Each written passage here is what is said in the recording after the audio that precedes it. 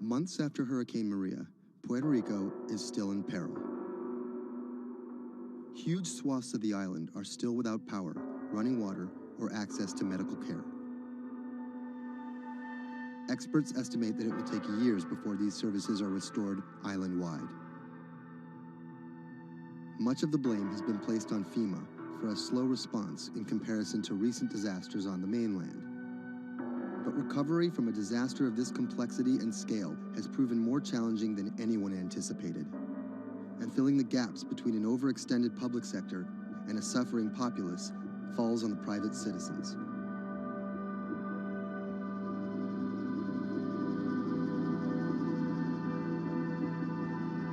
Robert Anderson is a Puerto Rico resident of 4 years. The eye of the storm came in south of El Yunque, swept up towards San Juan, and out to Arecibo. Everything on the right-hand side is what we call the dirty side of the storm. This isn't his first time in a disaster zone. With a military and telecom background, Anderson worked on repairing damaged cell phone towers in New Orleans after Hurricane Katrina. Some might be tempted to label him a disaster capitalist, seeking lucrative government contracts for his expertise. But as Anderson finds himself in the middle of a humanitarian crisis, he and his associates are developing a variety of pro bono recovery projects that target the island's hardest hit areas. I see two Puerto Ricos. We're here in San Juan. They have telecommunications restored. They may or may not have power, but basic services are in place. They're able to get food. They're able to buy things. They're surviving. And when you look outside of the San Juan area, you can go 15 minutes from here and find areas that are devastated. I'm working on the devastated side. Today, he's put together a boots-on-the-ground mission to provide medical care to some of the island's most isolated and vulnerable residents. Steve Berenbaum is one of Anderson's business associates. He offered an extra car and a set of hands. So we received an initial report from a nurse that was out in the area. We're headed to the northeast region of Utuado for some people that are in need of urgent medical assistance. Dr. Sally Priester is a physician from San Juan. She filled a van with medical supplies at her own expense and brought along a team of nurses. Google Maps estimated our first destination to be a 90-minute drive. But it didn't account for obstacles like this.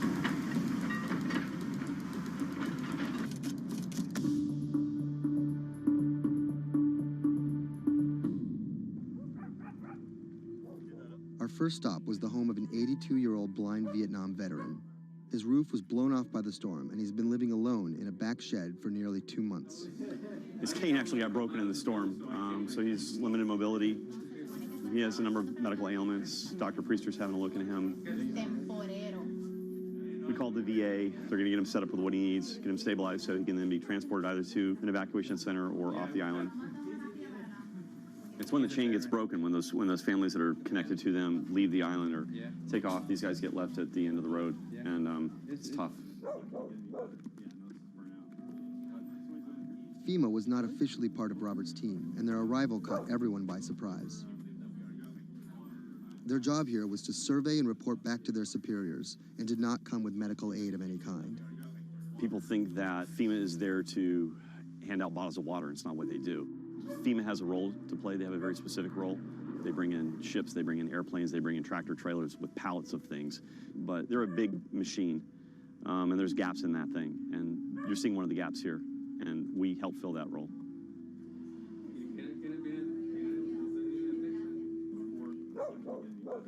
These guys are in a bad situation before, and now they're struggling for real basic things. One of the risks that you run is people going from fear to hopelessness. Those are the folks that we're trying to reach. And how are they reached? How are they even found? Word of mouth, mostly. And what's your role in all this? Ghost in the machine. I'm lucky enough to be able to communicate with folks in FEMA, the state of Puerto Rico.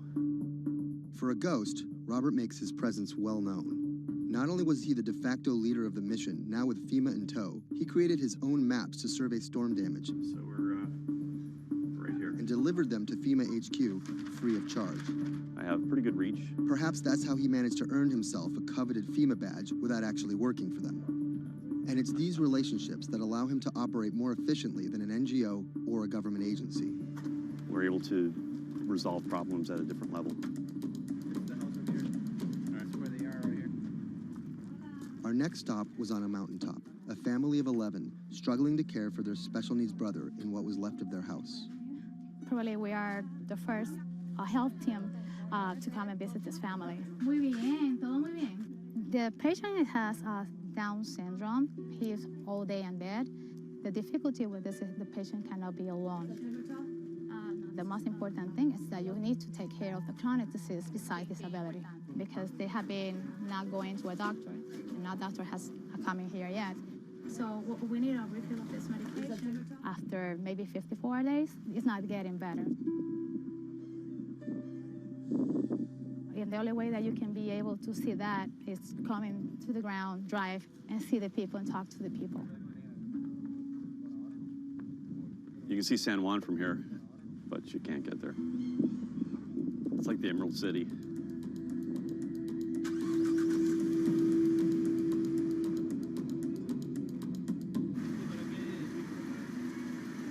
On this stop, we caught word that a man living alone at the edge of the jungle was in need of care.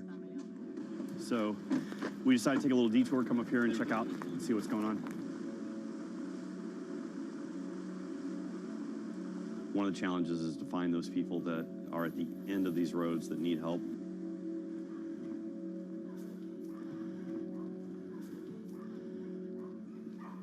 ¿Pero por qué estás solo? ¿Por qué estás por acá tan solo? I'm asking about why he's alone right here. He said things of life happens. Yeah, I'm here by myself. So ¿dónde vive acá? En la parte de...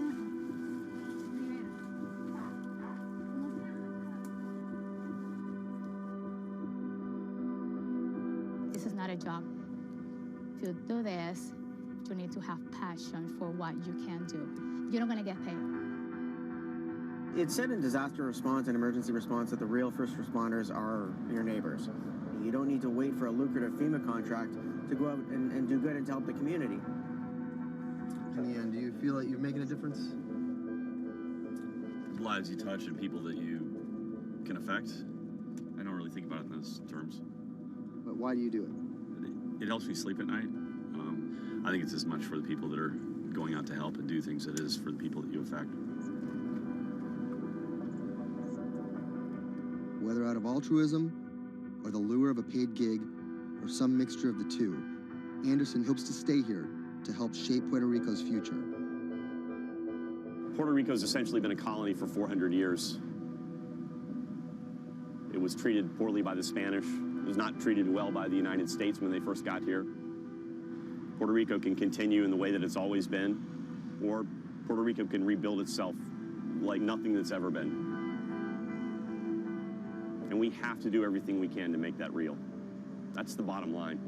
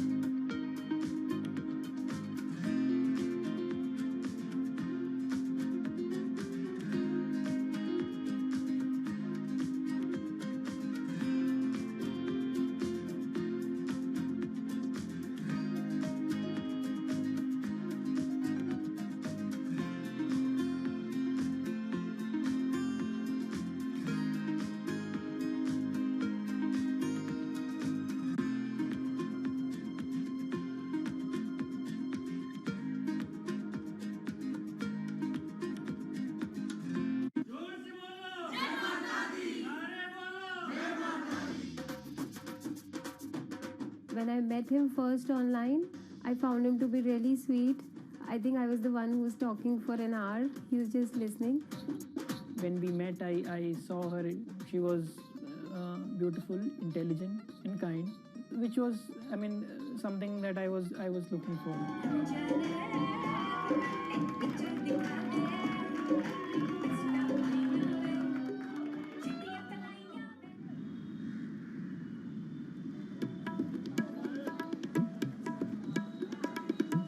Anshu and Sumit are one of about 12 million couples that get married in India every year. Unlike their parents' generation, they're not from two close villages, but from two cities on opposite sides of the country. And their love didn't start through community matchmaking, marriage brokers, or classified ads in newspapers, but began online. So we met through jeevansati.com. So it's basically an online portal where we have detailed profile of different grooms and brides. It makes a lot of remote profiles who are located in distant areas more accessible. Thanks to growing internet and smartphone usage, matrimony websites and apps in India are starting to disrupt the matchmaking industry. More and more people are finding their partners at the click of a mouse.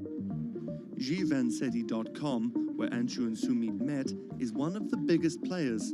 Young Indians looking for love set up profiles including their caste and horoscope, but their criteria for choosing spouses appears to be changing.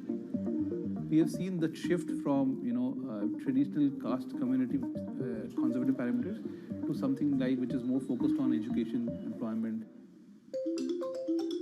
Anshu and Sumit's marriage was initiated by their parents, but modern Indian couples like them have more input than previous generations. We looked up to them to agree for the proposal, but it was primarily our decision that we wanted to be with each other. So what's the emoji like you use the most to send to each other? So there's a bear which basically we use for indicating a hug. Yeah, that's our language basically, bear icon for a hug.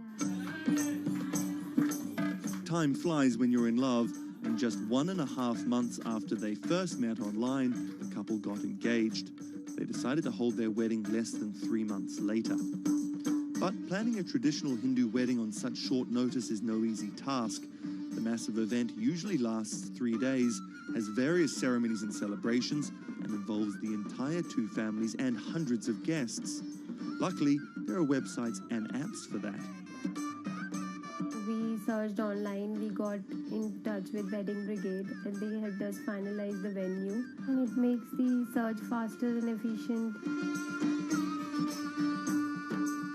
Startups like the Wedding Brigade are challenging traditional wedding planners in this $50 billion industry. It provides various services from booking banquet venues to buying wedding gowns. The website makes money by charging commission from vendors.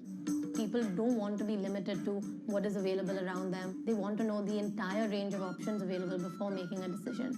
And now it's easy to find almost everything on one portal.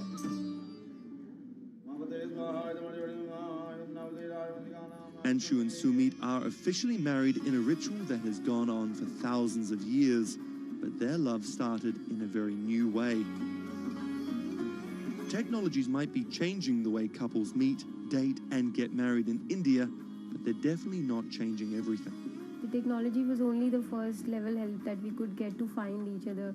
Everything else was like very humanly and emotions and feelings based.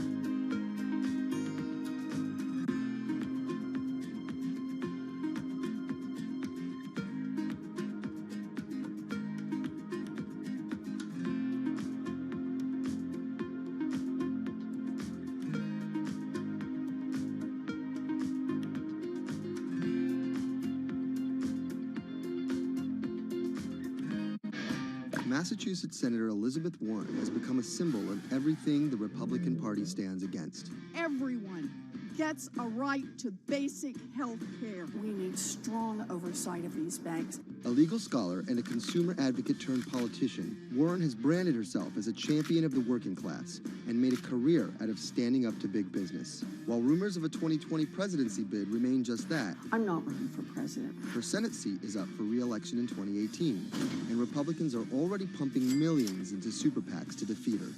This is the story of how a law professor and politician came to be seen as the biggest threat to Republican values and the greatest hope for progressive America. Elizabeth Warren was born Elizabeth Ann Herron, the youngest of 3 siblings, on June 22, 1949, in Oklahoma City to middle-class parents. After waiting tables to help her family pay the bills, Warren became a star on the high school debate team. She landed a scholarship to George Washington University at the age of 16, but 2 years later dropped out to marry her high school sweetheart, Jim Warren. By 1980, Warren was a mother of 2, divorced and remarried, had earned a bachelor's degree from the University of Houston, a juris degree from Rutgers, and practicing law in New Jersey. Warren then went on to become an influential law professor, teaching, lecturing, and publishing highly cited work on bankruptcy and commercial law at 7 universities around the country, eventually settling at Harvard Law School.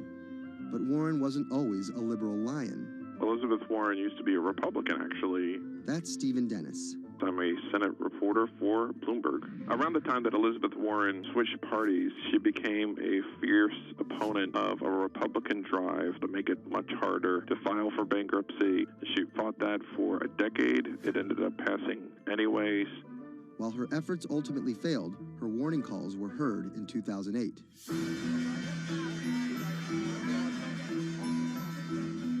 We're in the midst of a serious financial crisis.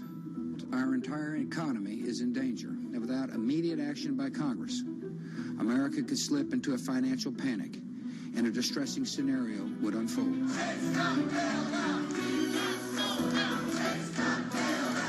Professor Warren was tapped to help with oversight in the government bailout.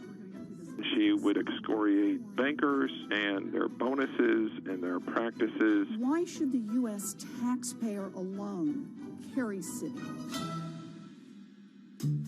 She proposed a series of tough regulations, which became the basis for much of the Dodd-Frank financial law that we have today. That sort of catapulted her to national stardom, particularly among the progressive left.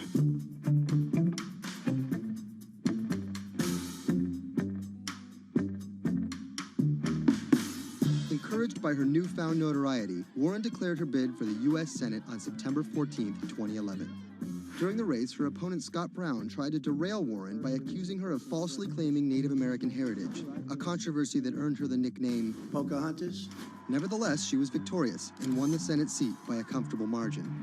She used her new tenure to challenge everyone, from banking regulators and Treasury officials to members of Wall Street and Congress. I'm really concerned that too big to fail has become too big for trial. We need tough new laws to hold corporate executives personally accountable. No one should be above the law. She called for Wells Fargo CEO John Stumpf to resign for fraud, introduced the Bank on Student Loans Fairness Act, and reintroduced the 21st Century Glass-Steagall Act. In 2016, after staying silent during the Democratic primary battle, Warren finally endorsed Hillary Clinton and had some harsh words for candidate Trump. Donald Trump is a loud, nasty, thin-skinned fraud who has never risked anything for anyone, and that is just one of the many reasons he will never be president of the United States. But she was wrong. The forgotten men and women of our country will be forgotten no longer. Warren wasted no time resisting Trump's agenda. Have you ever managed or overseen a $1 trillion loan program? I have not. How about a $1 billion loan program? I have not. Okay. In the Donald Trump era, Elizabeth Warren has been playing defense and trying to prevent Donald Trump and his cabinet appointees from rolling back protections that she helped enact. Warren actually found herself rebuked by Mitch McConnell for reading a letter by Coretta Scott King about Jeff Sessions' record on racism during his confirmation. She was warned.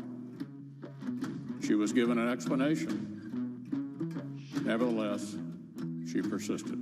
That moment became something that's on T-shirts, bumper stickers, slogans, and that really galvanized a lot of support for her. It's been very hard for Republicans to get much of anything done this year, and that's at least in part to this resistance movement that Elizabeth Warren has helped champion. We are here to fight back. Enough of Elizabeth Warren. Like you. Millions of dollars are being funneled to defeat Warren in the midterm elections in 2018. But it's the rumors of a 2020 presidential bid that has further prompted powerful donors to fund her opposition, often using the same playbook of constant and ruthless ad campaigns that many believe helped Trump win in 2016. It's anyone's guess if she will endure what Hillary could not. You know, the question for Elizabeth Warren is whether she can go from being a liberal firebrand to somebody who can regularly get 60 votes for initiatives in the Senate and 218 in the House and drive an agenda, and whether she can bring together coalitions for political victories. That's the challenge, and we'll see what happens.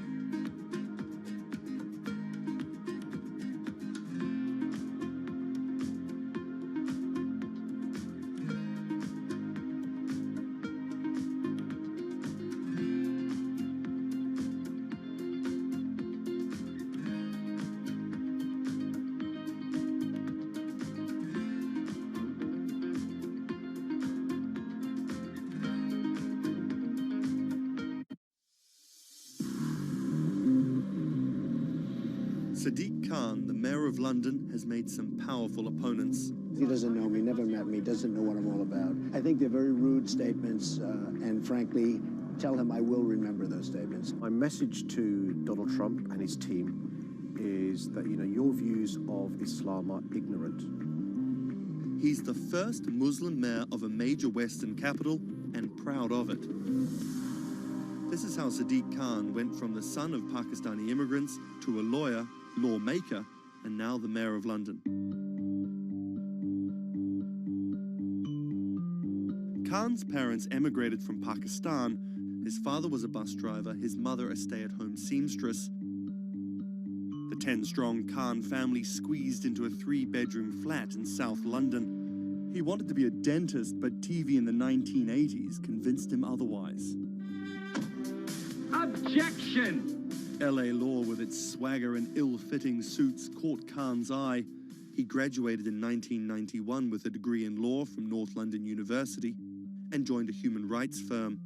Khan worked a number of high-profile cases, often clashing with London's Metropolitan Police Force. But he had bigger political ambitions.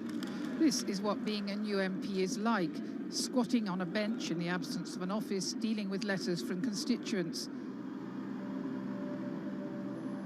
Reports are just coming in of an explosion here in London. And there's just explosions, and then it was just smoke everywhere.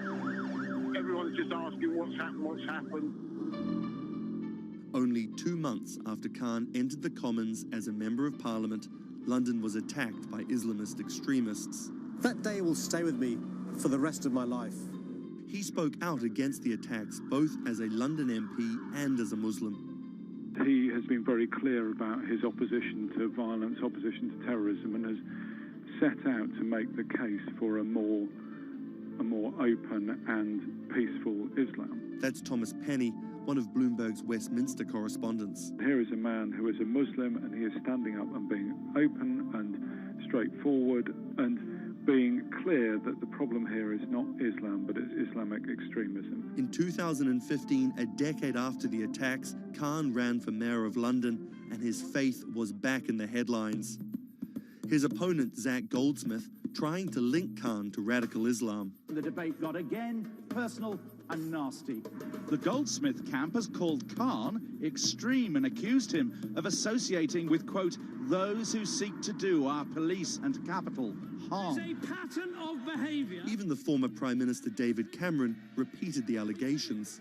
He shared a platform with Sajil Shahid, the man who trained the ringleader of the 7/7 attacks and accused the United States of bringing 9/11 on themselves. But the smears didn't stick. Zach Goldsmith ran a very negative campaign that was based on what people knew was a lie. This election was not without controversy. And I'm so proud that London has today chosen hope over fear and unity over division. After taking the mayor's office with a comfortable majority, Khan has brought a business-like efficiency to the role, scrapping expensive vanity projects like the Garden Bridge and the new Routemaster buses, which cost £350,000 each.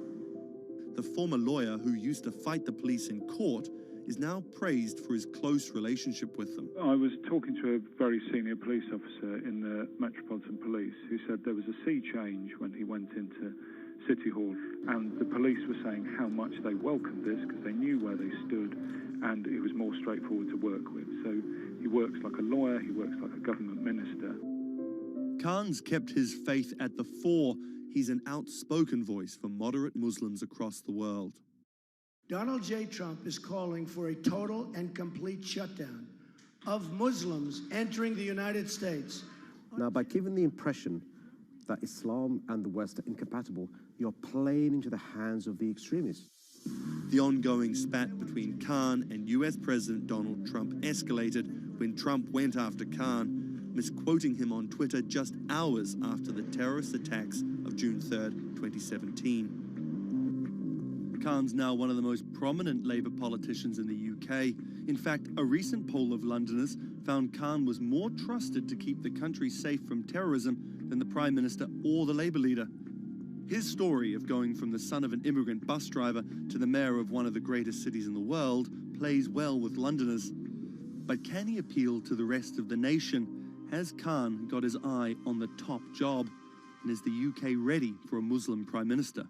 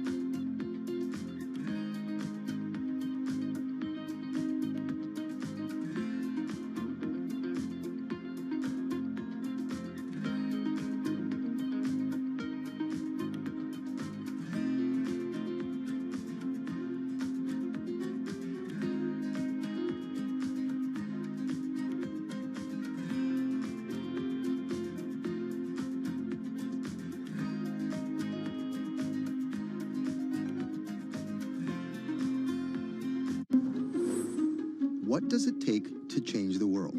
A big army? A cure to a pandemic? A revolution? All of these take either a lot of people, thousands of hours, or massive amounts of space. But for Julian Assange, all he needs is one room, an internet connection, and the world will listen. Assange is located here, and more specifically, right here. And from that location, he's posted government secrets, classified documents, and leaked emails from some of the world's most powerful people. And in doing so, has been labeled a hero, a villain, a nihilist, and everything in between. This is how an Australian programmer sequestered in the Ecuadorian embassy in London became one of the most influential and notorious people in the world. Born in 1971 in Townsville, Australia, Assange has always been on the move. Living in over 30 homes by the time he was in his mid-teens, Assange, along with his mother and half-brother, finally settled down in Melbourne. His introduction to hacking started at 16 when he was given a Commodore 64, which he attached to a modem. He attended the University of Melbourne, where he studied programming, physics, and mathematics. He never graduated, but that doesn't mean he didn't get an education. By 1991, Assange hacked into the Pentagon, U.S. Navy, and other branches of the U.S. government. In 1996, he was caught by the Australian Federal Police and charged with over 30 counts of hacking and computer-related crimes. He didn't get any jail time, but he was fined $2,100.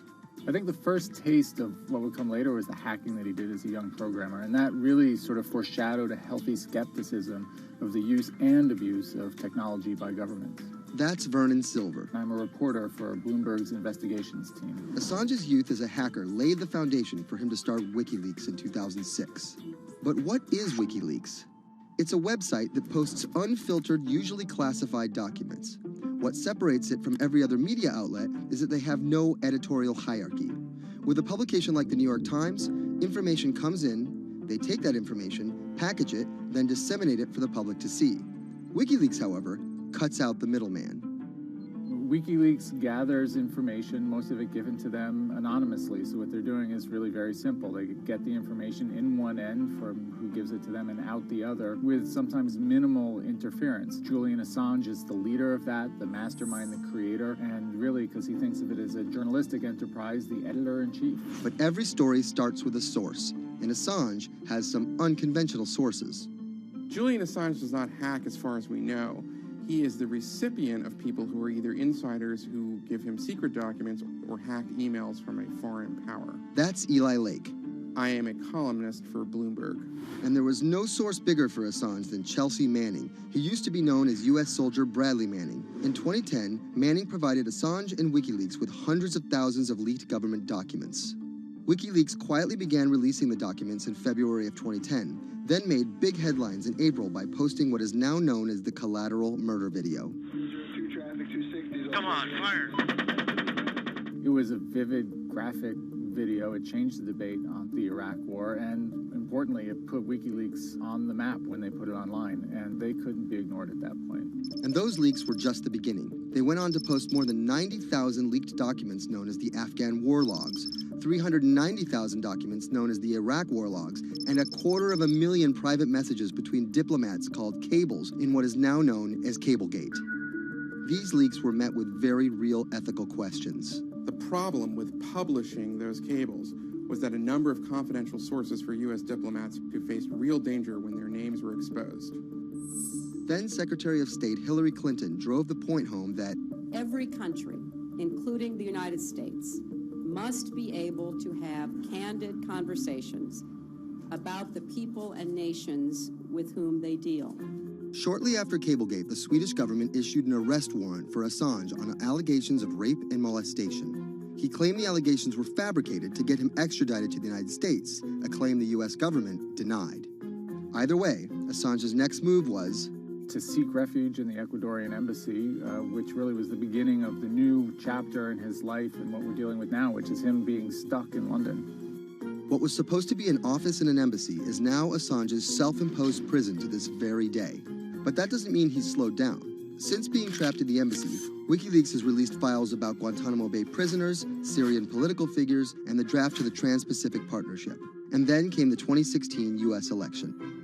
Thousands of leaked emails showed Democratic Party officials possibly plotting against Bernie Sanders in his race against Hillary Clinton. Over the course of 68 days, WikiLeaks released 20,000 confidential Democratic National Committee emails.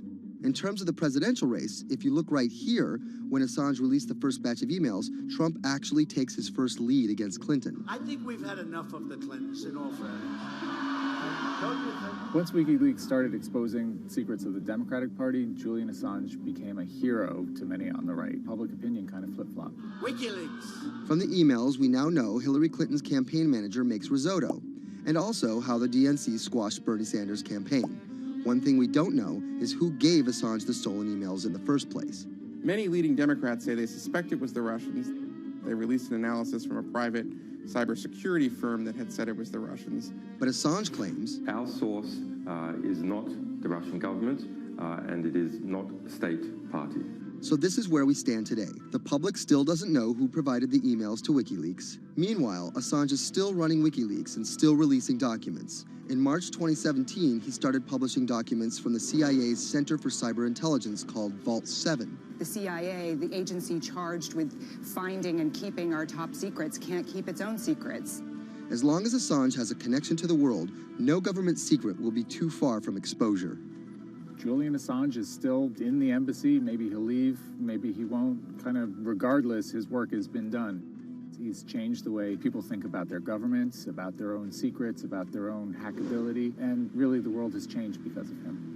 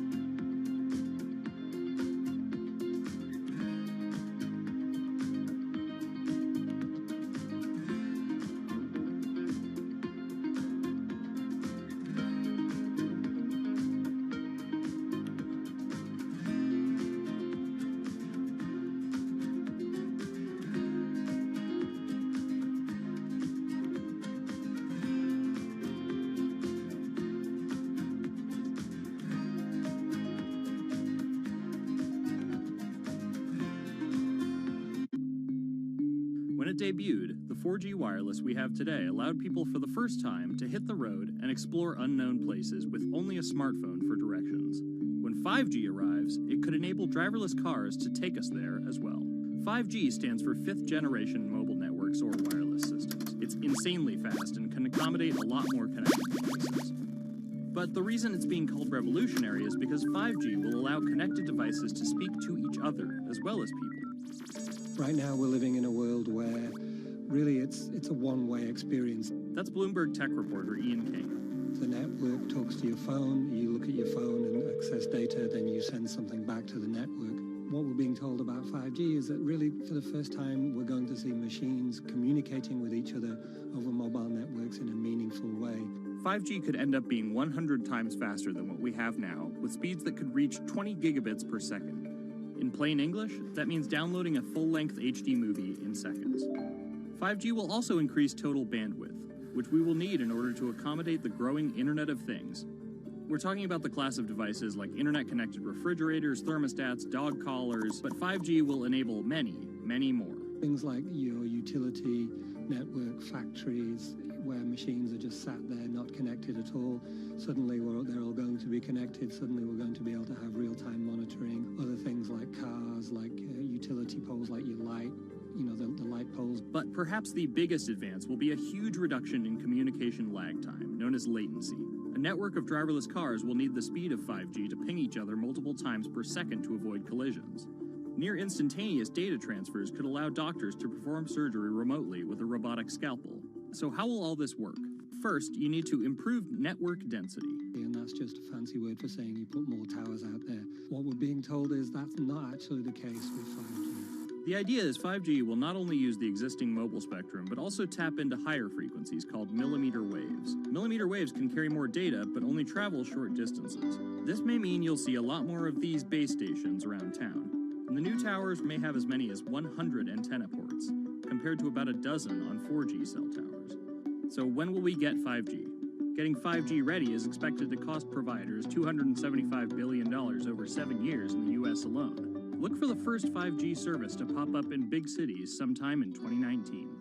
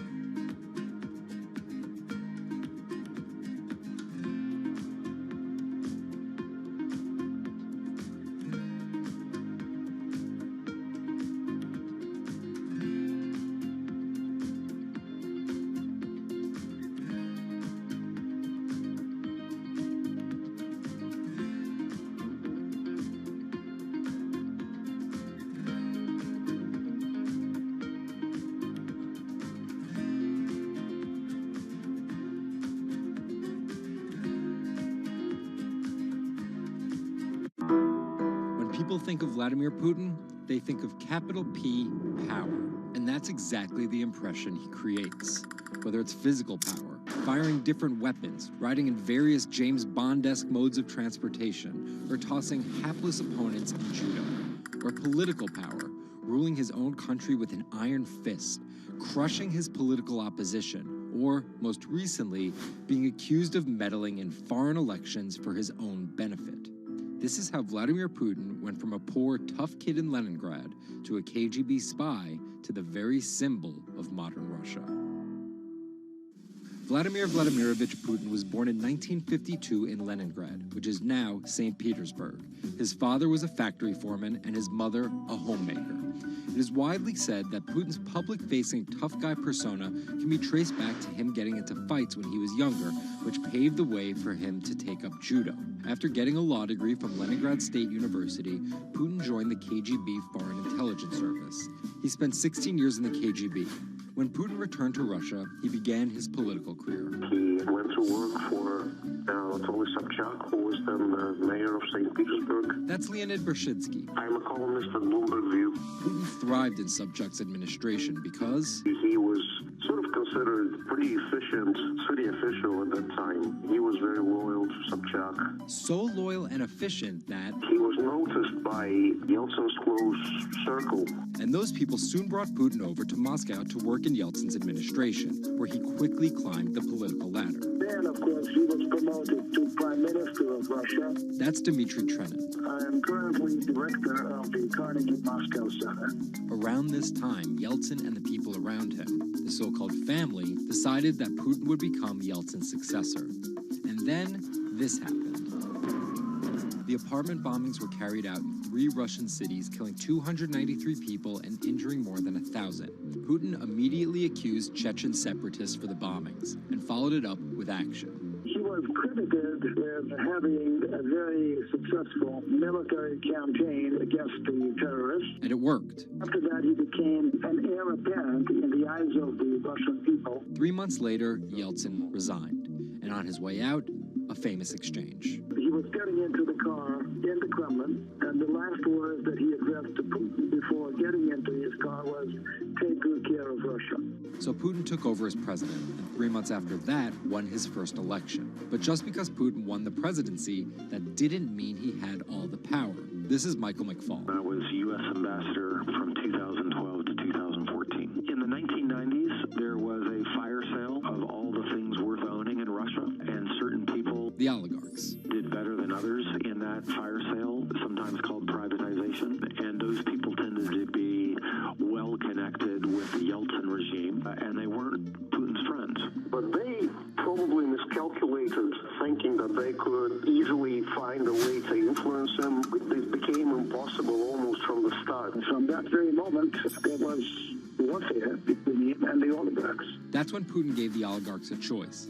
Putin's way? Some of those people from the 90s managed to figure out a new way of dealing with Putin and have survived. Or prison. Others could not find common vision, and so they lost their assets. Khodorkovsky once was Russia's richest person, worth $15 billion, but he ran afoul of President Vladimir Putin and spent a decade in prison. With domestic power consolidated, Putin focused on restoring Russia's global influence. Putin is the guy who believes in the expansionist Russian state. Georgia and Ukraine and all the other Soviet republics that split off when the Soviet Union fell apart, he still believes that they're traditional Russian satellites. A lot of his strategy is about keeping them in the orbit. That Yeltsin line, take good care of Russia, that's how he understands it. And he used annexation and invasion, as well as oil, gas, and trade to keep former Soviet republics in Russia's orbit. In 2008, Putin's 2 terms were up, and he decided to step down as president. Dmitry Medvedev stepped in as president, and Putin went back to prime minister. But really, Putin never left power. He pretty much continued running the country, and Medvedev was a bit of a figurehead. There was actually a period of cooperation between Russia and the U.S. that benefited both countries during Medvedev's presidency. Because Medvedev did not have the same negative attitude towards the West as Putin did. But when Putin came back to run for a 3rd term, in the lead up to the 2012 election, it was widely believed that both the presidential and parliamentary elections were rigged, and Russians took to the streets. Putin blamed the protests squarely on America, and more specifically, Secretary of State Hillary Clinton. He believed that she had sent, and this is his words, a signal to demonstrators. Still, Putin won by a huge margin and set about crushing the protest movement immediately upon his return to the Kremlin. Over the next few years, Russia's economy tumbled. Putin annexed Crimea, leading to sanctions. The price of oil fell drastically. The ruble hit a new low, and America played down Russia's influence, with Obama calling Russia a regional power. Despite all of that, Putin's approval rating remained sky high, and then an opportunity for payback. I think I'd get along very well with Vladimir Putin. In 2016, there was one candidate who called Vladimir Putin very smart. Trump exhibited tolerance towards Putin's actions annexing Crimea, and similar views on NATO and sanctions. Secretary Clinton didn't support any of those views. Even though Putin denies any wrongdoing, U.S. elections. Yes. the U.S. has accused Russia of being behind the leaking of 20,000 Democratic National Committee emails, which many say helped Trump beat Hillary Clinton in the presidential election. Which leaves us here with the possibility of a President Putin until 2024, positioning Russia to be the world power he always imagined it should be.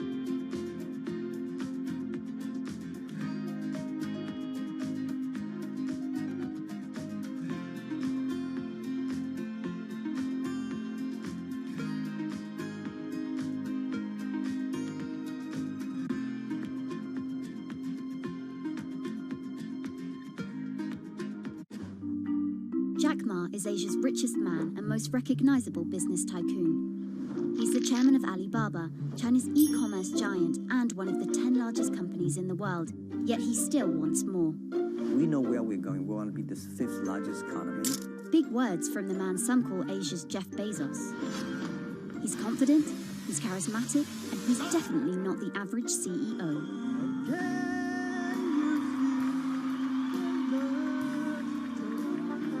This is how a poor school teacher went from the classroom to being one of the most influential multi-billionaires in the world.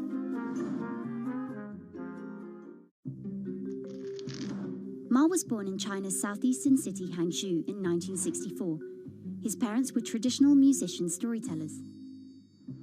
As a teenager, he started to learn English from foreign tourists after China opened up in the late 1970s. And then for 9 years, Jack Ma hung around outside the Hangzhou Hotel, which is now called the Shangri-La. He would get up at 5 a.m. to talk to travelers. That's Bloomberg technology reporter Lulu Chen. And I cover China Internet for Bloomberg.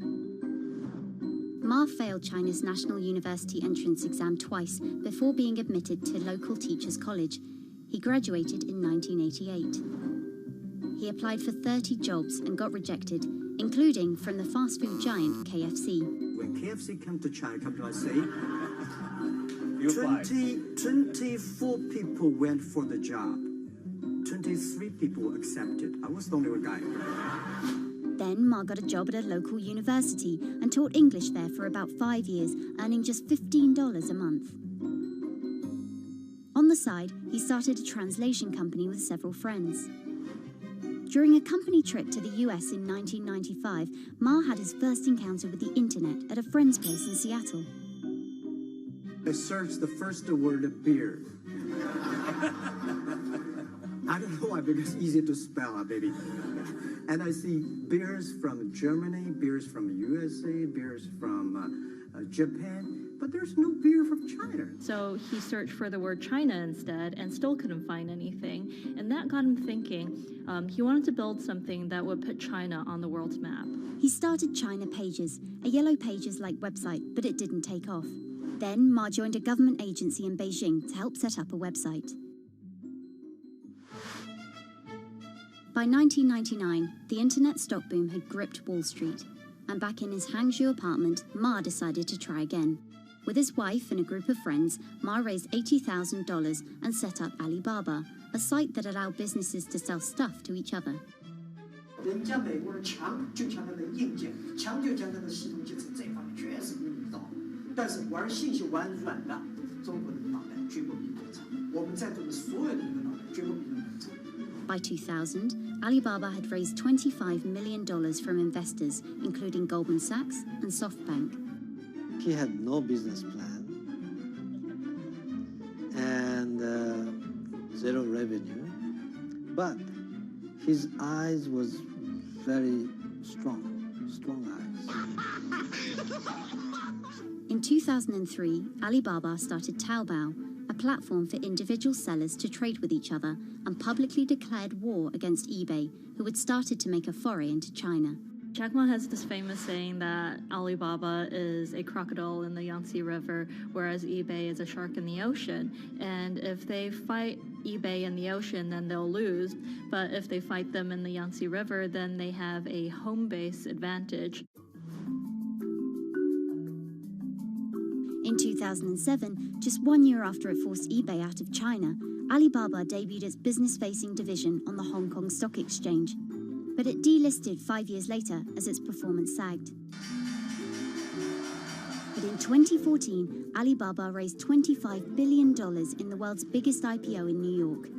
Everybody should have a dream. What if that dream comes true? After achieving dominance in the business of e-commerce in China, Alibaba has been building an internet empire worth $472 billion, with businesses in cloud computing, online video streaming, movie production, healthcare, sports, retail, and even news media. Alibaba buying into South China Morning Post really raised eyebrows. This is the largest English newspaper in Hong Kong, and it shows that Jack Ma's ambitions weren't limited to e-commerce. He wanted to influence not just Chinese users, but also overseas users as well. The US has criticized Alibaba for allowing companies to sell counterfeit and poorly made goods, but in China, it enjoys the favor of China's government. It's part of Ma's company philosophy. In love with the government, but don't marry with them. Jack Ma is an extremely fortunate man for jumping on the internet sector so early. Note that this is a person who has no coding skills at all. He's a natural showman and a gifted public speaker and really able to convince others to believe in his vision. Ma's vision of growing Alibaba to be the world's 5th largest economy faces strong competition at home and abroad. It will require more than just naked ambition and charisma, but Ma is great at getting himself in the right place at the right time. So far, it's served him well.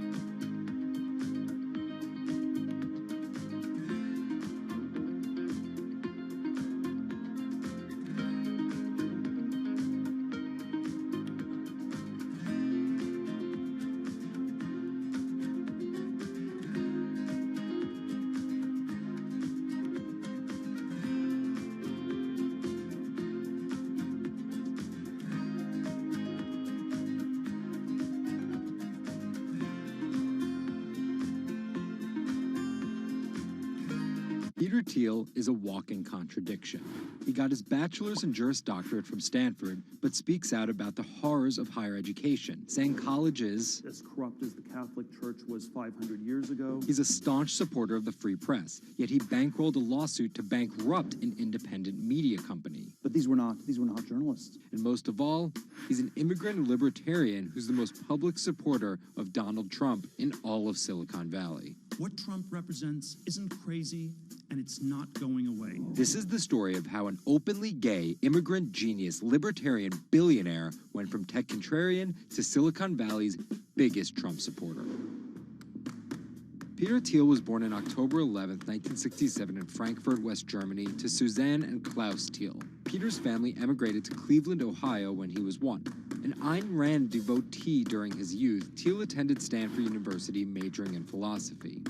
His Stanford experience shaped a really big part of who he decided to surround himself with. That's Lizette Chapman. And I cover technology and venture capital here at Bloomberg. He and his Stanford friends made their first big splash in tech with PayPal. After selling to eBay for $1.5 billion, they would become known as the PayPal Mafia for each incredible success after PayPal.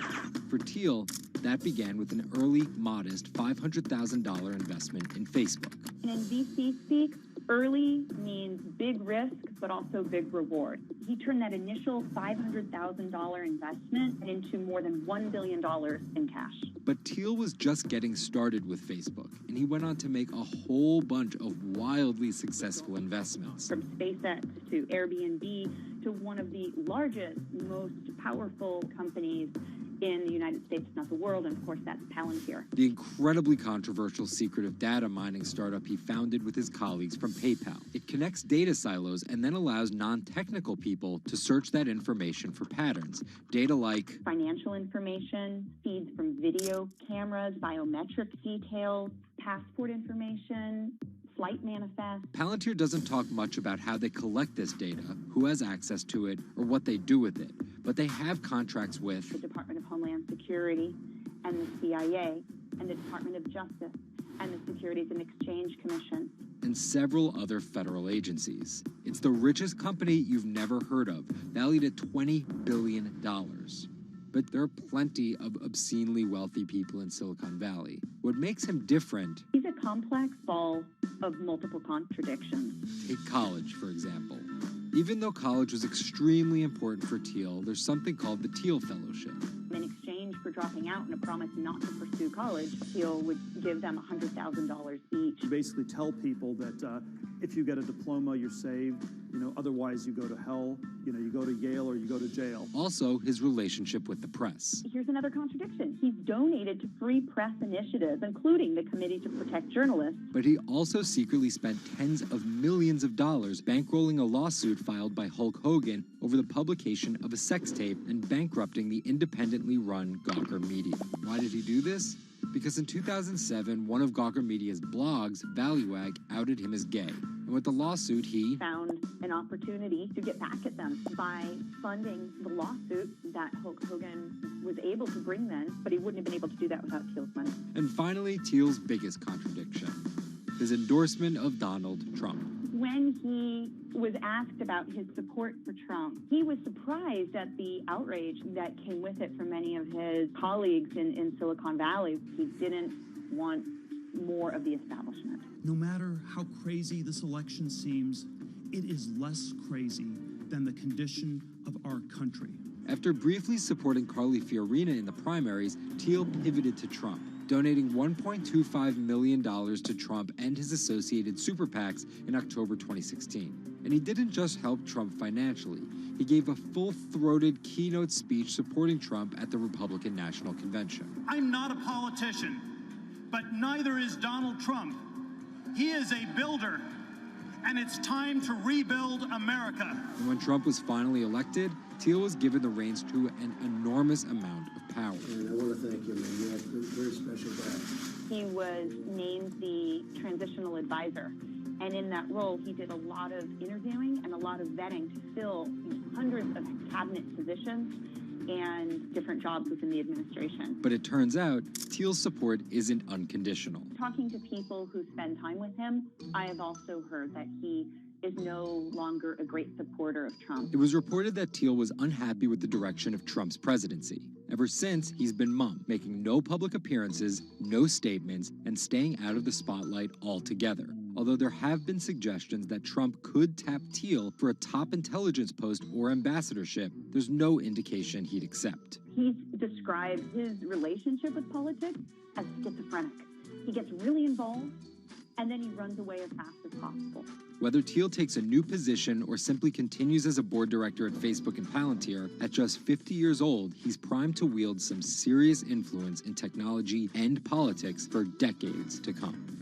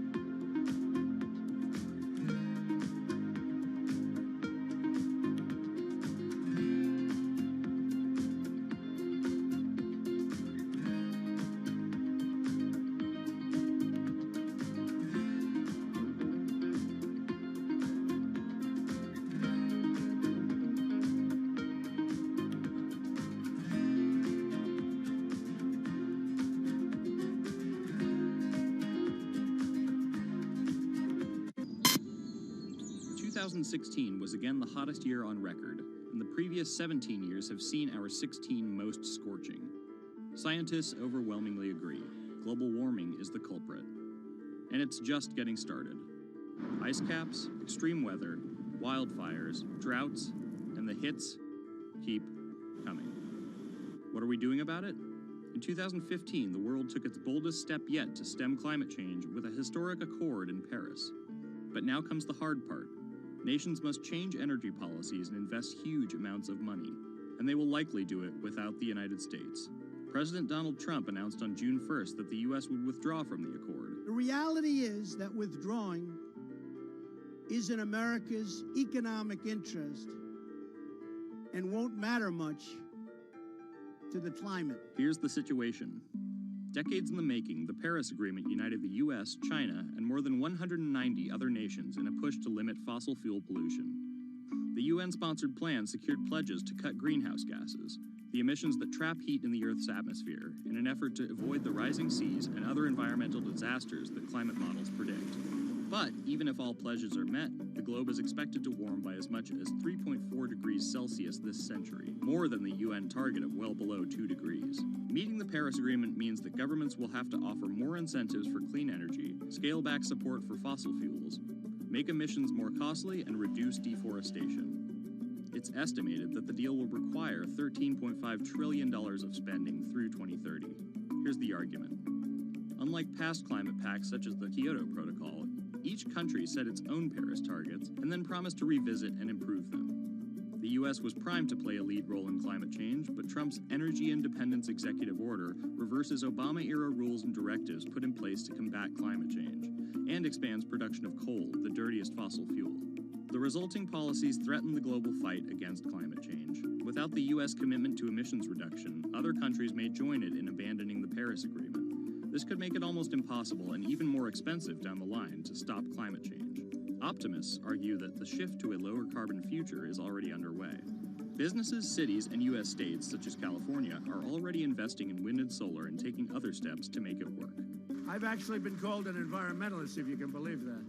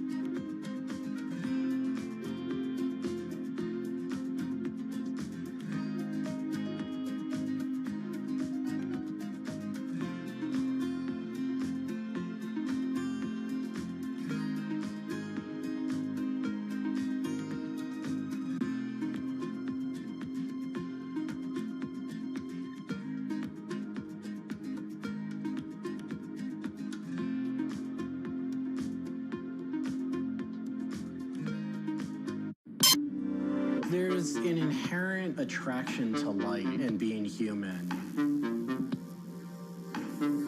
And I think on a very deep psychological level, light is this way in which we experience the energy surrounding us in a very personal manner.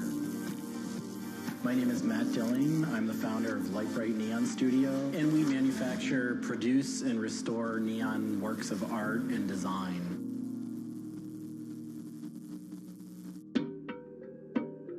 Origins of the creative content of a lot of the work at Light Bright comes from a variety of sources. Sometimes people come with a napkin sketch, some people come with an Adobe Illustrator file, and we have a whole design team who then we kind of work together to help create layouts of what it might look like.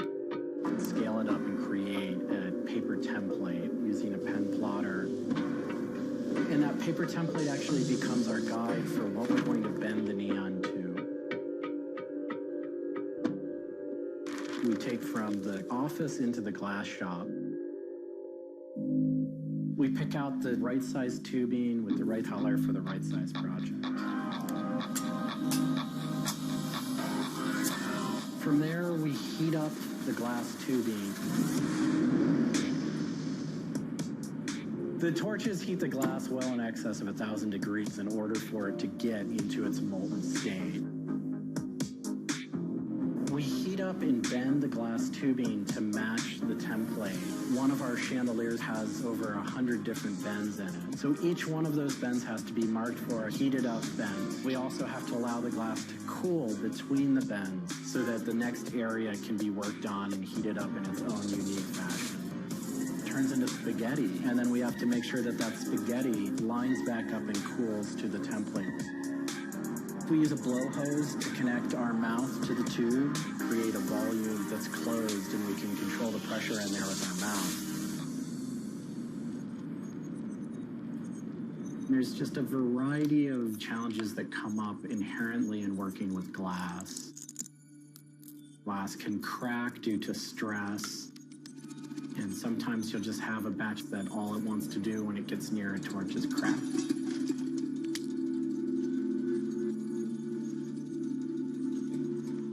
After we've bent various components, we have to go in using the crossfire or the hand torch and actually weld all of those pieces together.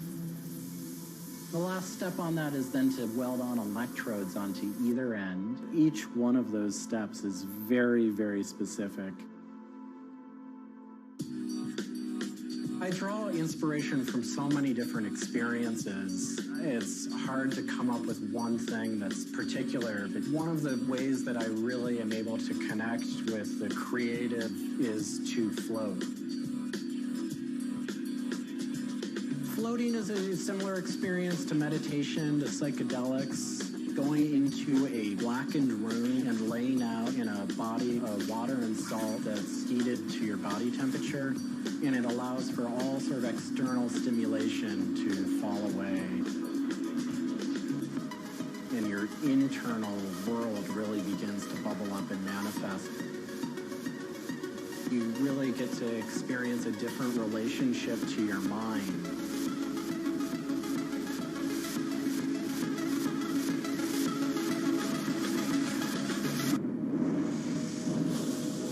I think I work with neon because I can't not work with it. It's so challenging and so rewarding. And those things are so intertwined that there's no way of separating it out. I've learned so much and continue to learn so much by working with it.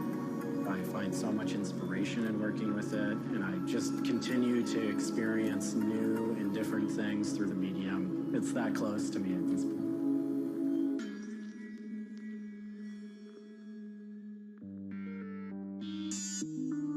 Once the neon tube is completed, we have to hook it up to our manifold for bombarding. The manifold is open, a vacuum is drawn. We check the tube for leaks with our Tesla coil.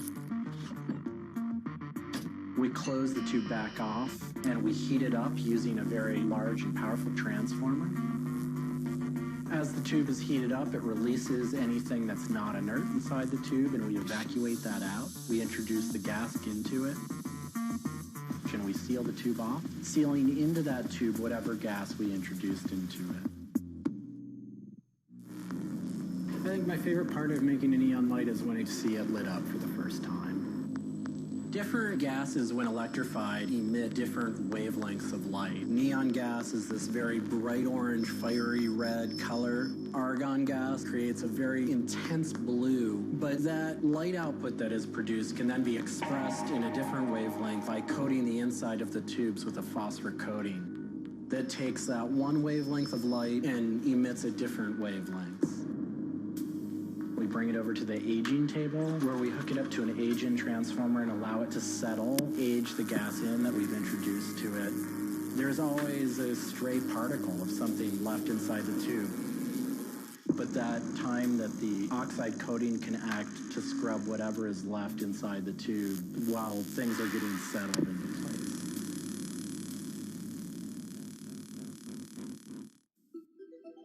Once the tubes are aged in, we move on to our process of assembling two halves of the fixture together in a jig, gluing up the center of the fixture to its spindle. Once the adhesive dried, we would connect the wires from the fixture together into a transformer, and we turn on power and it lights up.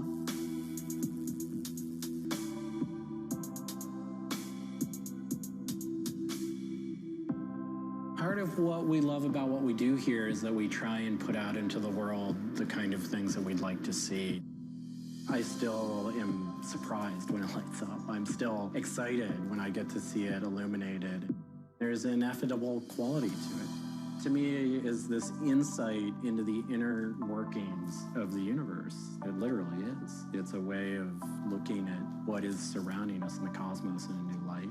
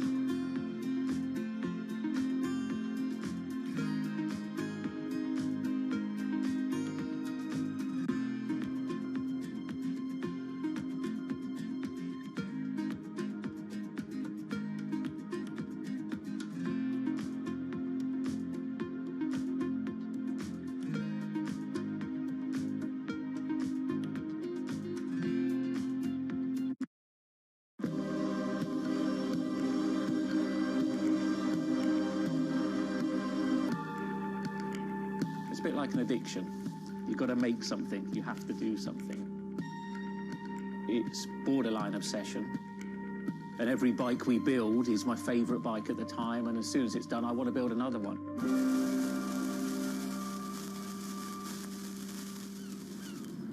Sven Cycles is something I've been thinking about ever since I started cycling in my late teens. We want bikes that ultimately you'll really enjoy riding. There's never a bike that's the same. There's always a slight change. And as we build them individually as well, they have the marks of a bike that's built by hand. Most people I know cycle have an idea of their dream bicycle. And it may be an evolving idea you've had in your head. And we've worked with a lot of people that have come to us with sketches and scrapbooks. It's really, really nice to build something that's just one-off and unique. I think a lot of people see a bicycle as two wheels and a frame in the middle. There are a lot of subtle changes and nuances in design which can change the riding characteristics quite dramatically. I'm a really big fan of modernist architecture, and the simplicity of a modernist building is really hard to achieve. And with some of our bikes, they may look very simple, but I think people should not underestimate the time and effort that goes into designing a product. Tubing is key to a bike's feel and ride. Reynolds tubing has been in my life ever since I can remember. Growing up, I could never afford a frame manufactured with their tubing. We can now put a badge on our bike saying manufactured Reynolds, which is a sort of thing as a kid I just wouldn't have believed was going to happen.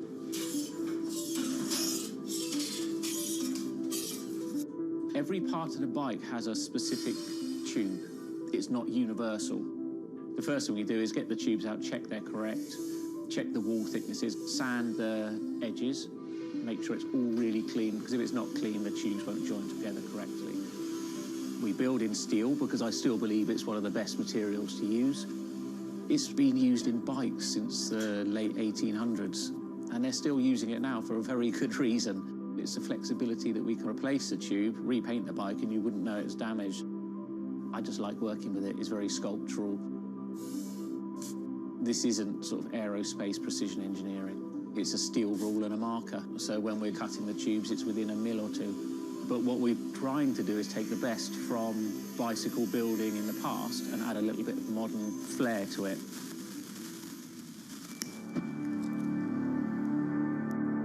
There's various techniques for building bicycles. We do a thing called fillet brazing, where you connect a pipe together. We use a bronze rod and a flame. We heat the tubes up to the same temperature and we fill the joint with bronze. And it gives a very, very sort of fluid, lovely, sort of quite sculptural feel. You've got to practice. You've got to be able to judge material temperatures. You've got to just look at it and you just get a feel for it. It's the stage where your tubes start to look a bit like a bicycle. My father's a jeweller. He'd make sort of very pretty things, which are lovely, but for me, they don't really have any function. What I love about bicycles, you can start on a Monday with a box of tubes. You can be riding it by the weekend, and it can last you for the rest of your life.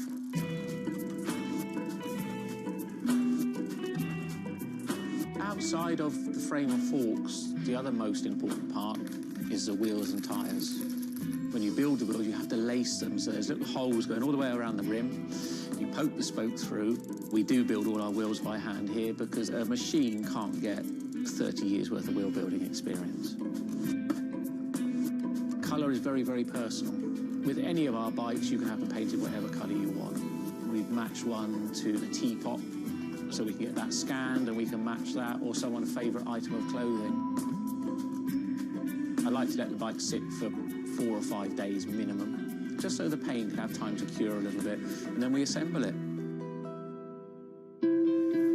We get out all the new components, and it's a case of putting them together. Some bikes you can assemble in 3 hours, some will take 3 days. And we've built bikes that cost in the £10,000 plus mark. Some people, they're saving up and this is their bike and they're going to own it for the rest of their lives. So we just want to make sure they get the right thing.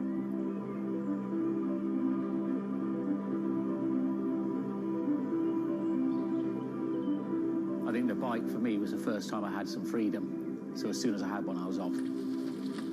A lot of people still get that thrill as when they were a kid blasting down a hill, wind going through their hair.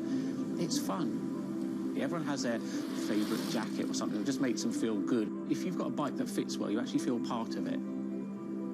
Building bicycles as a creative outlet is fantastic. It's not something you do because you're going to get a big paycheck at the end of the day. You do it something you have a passion for it.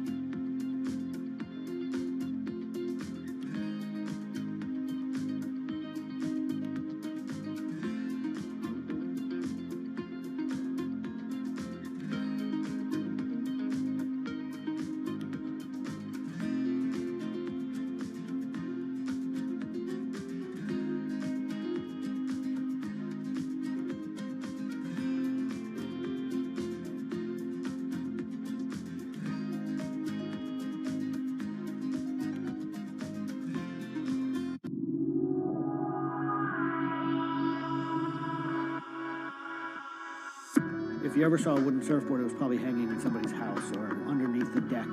But kind of in the last 10 or 15 years, wood has made a big comeback. They surf wonderfully. It's beautiful and it feels great to be on one of them.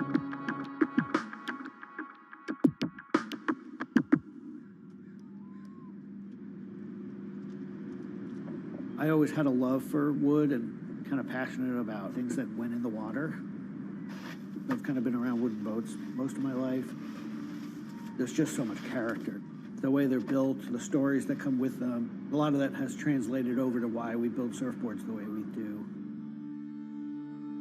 When we first started thinking about building surfboards, wood was the natural material we chose. They have a very high strength to weight ratio. Wooden surfboards have the longest history of use in the surf world than any other material. People have been surfing wooden surfboards since kind of the first documented history of people riding waves. The board starts in CAD, where we take a 3D model, break down the shape, and kind of create frames and templates and all the inner parts of the board that we get cut on a CNC machine.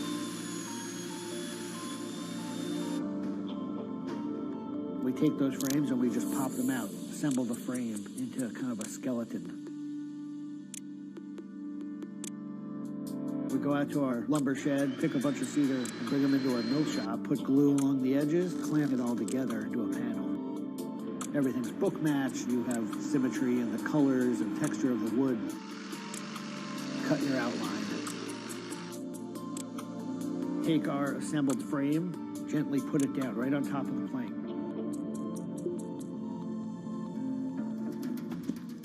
Once that foundation is started, you're basically building up the three-dimensional shape, the outside part of the board, using lots of strips that kind of interlock and fit together. Every piece of wood is going to be different, and it's all going to react differently. There are frustrations with it, but I think that's one of the things that keeps it challenging. You learn to read the kind of what the grain lines are doing and what the color of the wood is telling you.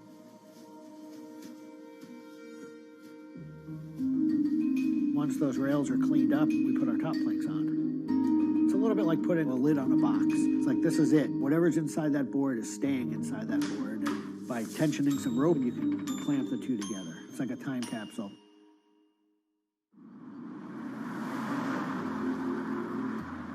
What makes our boards unique are they are built right here in York. They're built using material that grows right here in the state of Maine. They're built 100% by hand by local craftspeople and surfers. There's a lot of time that goes into these boards, between 40 and 60 hours, start to finish. We wanted to build surfboards that were as hollow as they could be, but still be strong enough to work well. Too light and they don't surf well, but too heavy and they don't surf well. So there's a balance point there, and that's where we try to be. Taking the board off the rocker table, once the top is gone, that is by far one of my top favorite parts. It's just you and a shaping stand, a board, and a hand plane. Everything else is out of your view. It's simple, it's pleasurable, it's quiet. You can be with your thoughts and you can just kind of be present. There's something about taking a nice sharp edge tool to a beautiful piece of wood and feeling the curls coming off and knowing that every pass that you're making, you're kind of getting it closer and closer to what you have in mind.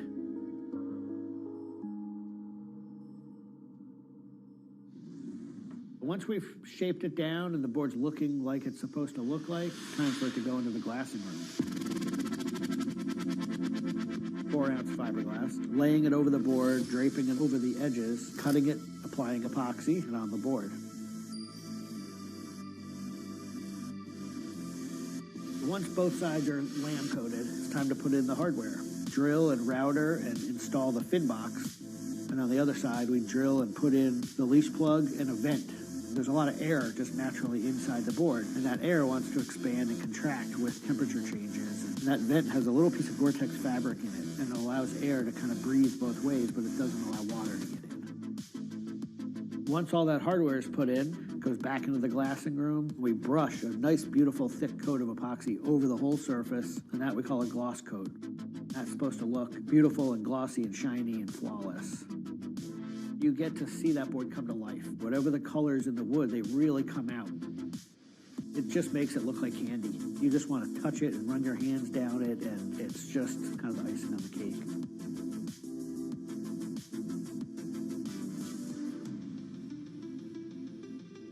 Once everything is hard, we put it into what we call the oven, get that epoxy to cure, really kind of bake it, and just get it to harden. Put in the fin, screw in the vent, and ship it out.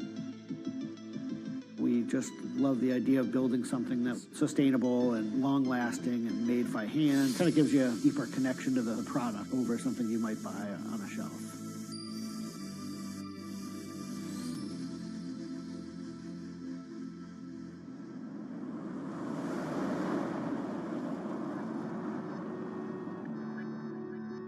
When a customer gets the board, they feel it. They 100% feel the amount of work and the amount of passion that went into the board. So I'm not really looking at hours and efficiency.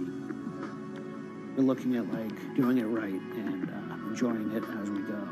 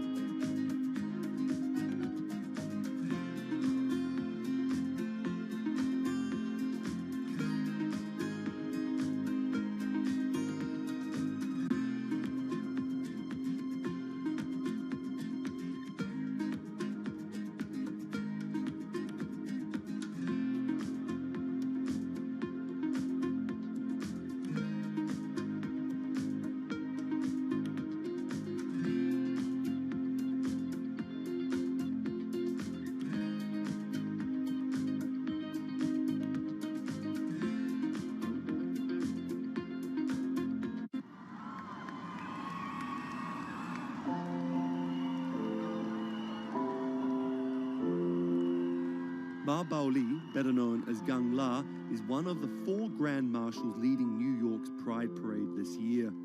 But in the country he comes from, being gay is still a social taboo. The CEO of a Beijing-based internet company is on a mission to improve the lives of millions of gay men in China. 对于每一个 LGBT 人群来说，即使这个国家不允许你跟同性爱人结婚，但是你仍然要勇敢地去选择你自己的生活，你仍然应该拥有幸福生活的权利。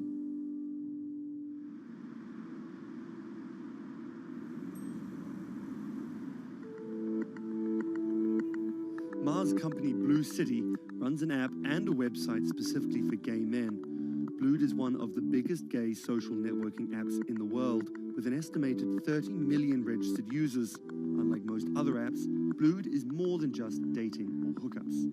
大家可以在我们这个软件里面找他自己的情感，然后可以阅读相关的内容，然后可以进行一些娱乐，比如玩游戏啊，比如看直播啊等等。Back in 2000, when Ma studied at a police school in northern China, he realized he didn't feel like everyone else.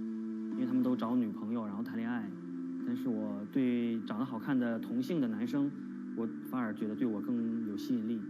所以那个时候我就到互联网上去找这样的一些资料，然后希望能够告诉我自己，我到底是谁。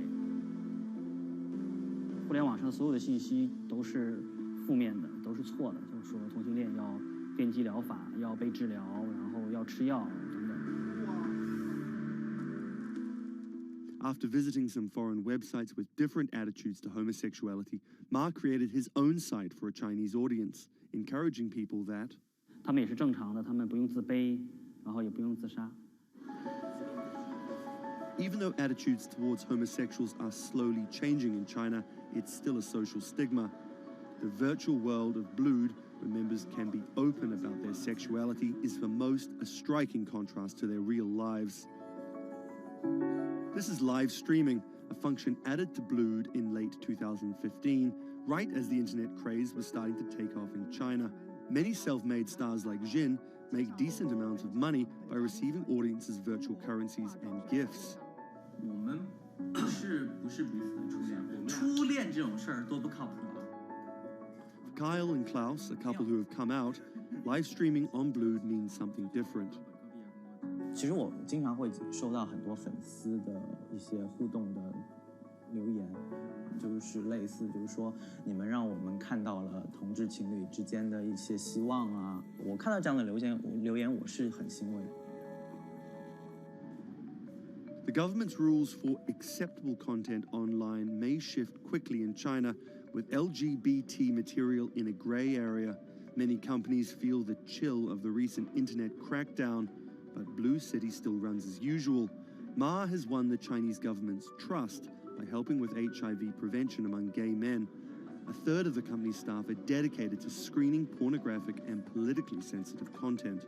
我不太多的愿意去对抗，我更多的愿意去对话，去改变他们的想法。我觉得这个可能在中国来说是更有效的。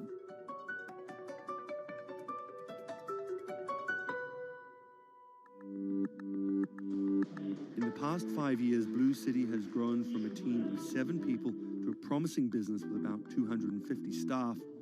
Ma said the company earned over $15 million last year, mainly through advertising and selling virtual currencies to live streaming audiences. Now the company is expanding overseas. 我希望吧，通过我们的努力，布鲁蒂能够成为全球第一家在美国纳斯达克或者是纽交所上市的这样的同志互联网公司。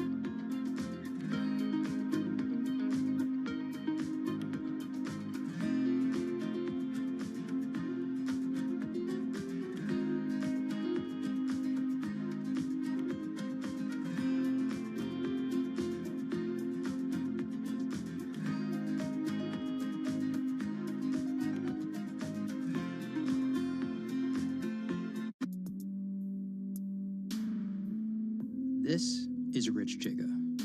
He's a Chinese rapper by way of Indonesia, and he's very popular on the internet. This is Joji. He's a Japanese-Australian singer, and he's also very popular on the internet. Plus, Joji invented the Harlem Shake meme. Let me say that again. This guy, Joji, in the blood bathtub, invented the Harlem Shake meme. But we'll come back to that. So Rich and Joji are both signed to 88 Rising, an entertainment company hoping to build a lasting global brand that will outlive singular moments of virality. They primarily create content combining Asian culture and hip-hop, a formula that apparently pleases the internet gods greatly. They've only been around for 18 months, but they're already putting up major label numbers. I think that we have an unprecedented collective of talent, a group of like predominantly Asian artists, you know, really like making waves globally, which from an independent point of view as well. 88's founder, Sean Miyashiro, cut his teeth launching Vice's electronic music channel, Thump.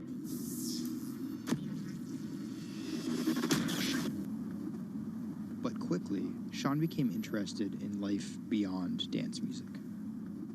I knew that after launching a whole content platform that I have kind of the ability and the know-how to do it again, but like for what was the question? So Sean moved to the Bronx to start over and figure it out. He couldn't afford an office space, so he worked out of his car at the top of a grimy parking garage. Everything kind of started here.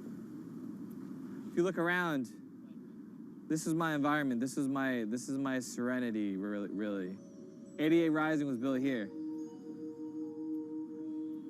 Built on the grounds of LA Fitness, residence in a parking garage. I was living in the Bronx. I'm just like, damn, where the hell do I go?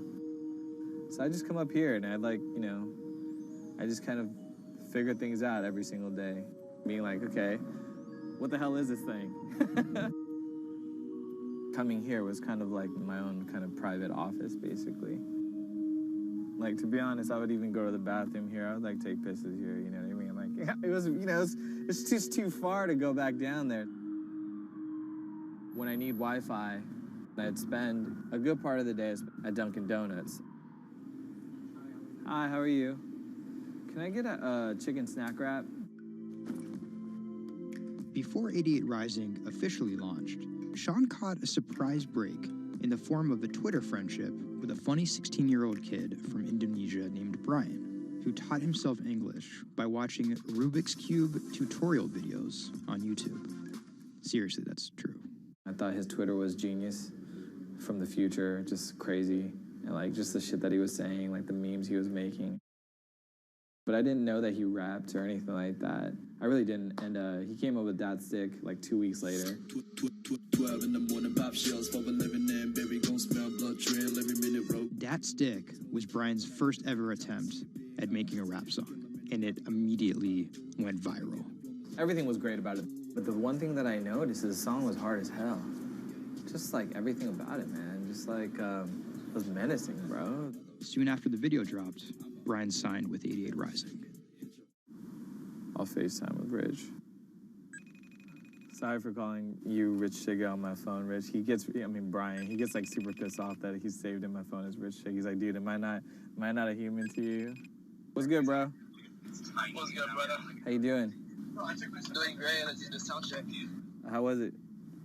It was tight. But you've been a bitch, suck a thick cock. So, Brian could definitely rap, but some viewers understandably took offense at a Chinese kid satirizing rap cliches and calling himself Rich Chiga. But if a group of well-known rappers saw the video and genuinely liked it, that could at least help validate Brian as a legit hip-hop artist. Plus, it could be really funny. It was just kind of an idea that I just had on the spot. Everything that rappers say is better and funnier and smarter and wittier. You know, it's just more entertaining. We just edit it as tight as possible, put it up, and it really worked. 12 in the morning, pop shells for the living in. Yo, this nigga got a pouch on and a Reebok pouch. This is the hardest nigga of all time. You said when you come for a trigger like me, that was dope. Like, it's just lit, and I think people will take it as a joke at first, but it's like if he ran with that and kept doing more videos like that, it's just lit. You know, I'd never been to America before, and like all of a sudden, just like I see like all the rappers that I listen to just like reacting to my stuff, and I was like, what? How did this happen? The reaction video also went viral, and even led to a remix of Dat Stick featuring Wu-Tang's Ghostface. I'll get on that track. You know what I'm saying? Yeah. Really, on the remix? Yeah. Oh, you know him? And yeah, the remix went viral too. Brian has since acknowledged the misstep in his name and claims he may change it. But for the time being, he's still Rich Chigga to his fans. An ever-growing global audience, hungry for more releases from emerging talent around the world. I didn't know that it was gonna be this impactful and this important to people, and I'm very thankful and blessed that it has. And every day now that I wake up, it's like it's just like a new mission every day. A major part of that mission involves Joji. Remember the bloody bath guy? He's a former YouTube personality in the middle of a career transition. The sound of this song, Will He, it's like a trap song that you can like slow dance to. Awkward prom shit, you know what I mean? I used to do crazy episodic internet videos. It was going well, and one day it was me and a few friends just in a room. We were casually chilling, and then someone plays the song, and it's brand new at the time. I happened to have a lot of costumes laying around, so I told the other guys, I was like, get in these costumes and let's just dance to it. Like, who cares? We were like, okay, let's just go crazy at the drop. So that video goes up. I go to sleep, and the next morning, everyone's doing it. Like, next morning.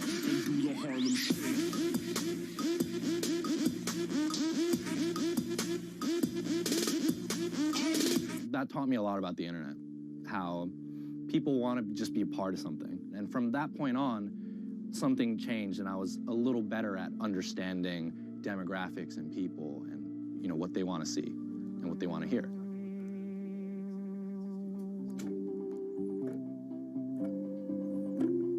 I was friends with a couple other artists who were affiliated with 88, and then I also started to realize that 88 is the bridge between Western and Asian entertainment, and I really wanted to be a part of that. Joji just released the In Tongues EP, his first project as a serious artist. Joji's In Tongues record came out a couple weeks ago. It's #2 on Billboard on the R&B charts, which is crazy for, independent release, and he's like a brand new artist. And the success is even more impressive, knowing he went from creating something like this. It's just Taco Bell. What could possibly go wrong?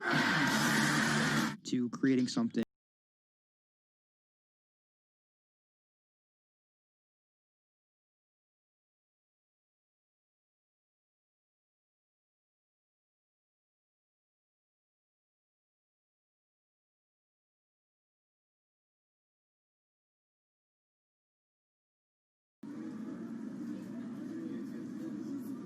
Tonight, Rich Chigga has a show in New York City.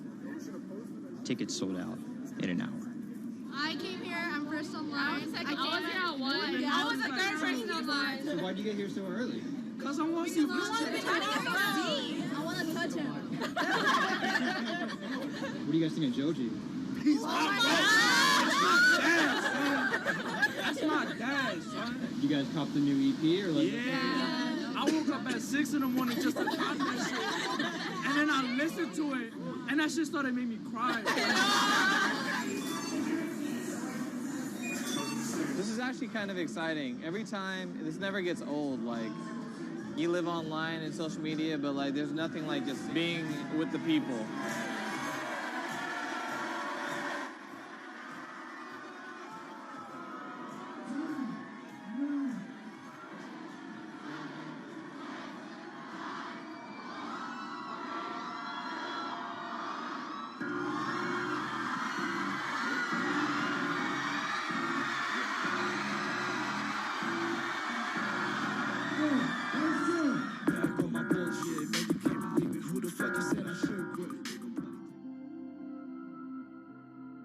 More often than not, viral success happens by accident. And then after an appearance on Ellen or Jimmy Kimmel, the creator's star power fizzles out. But Idiot Rising has figured out how to turn potential gimmicks into brands with an actual following that keeps coming back for the next thing. Oh, shit!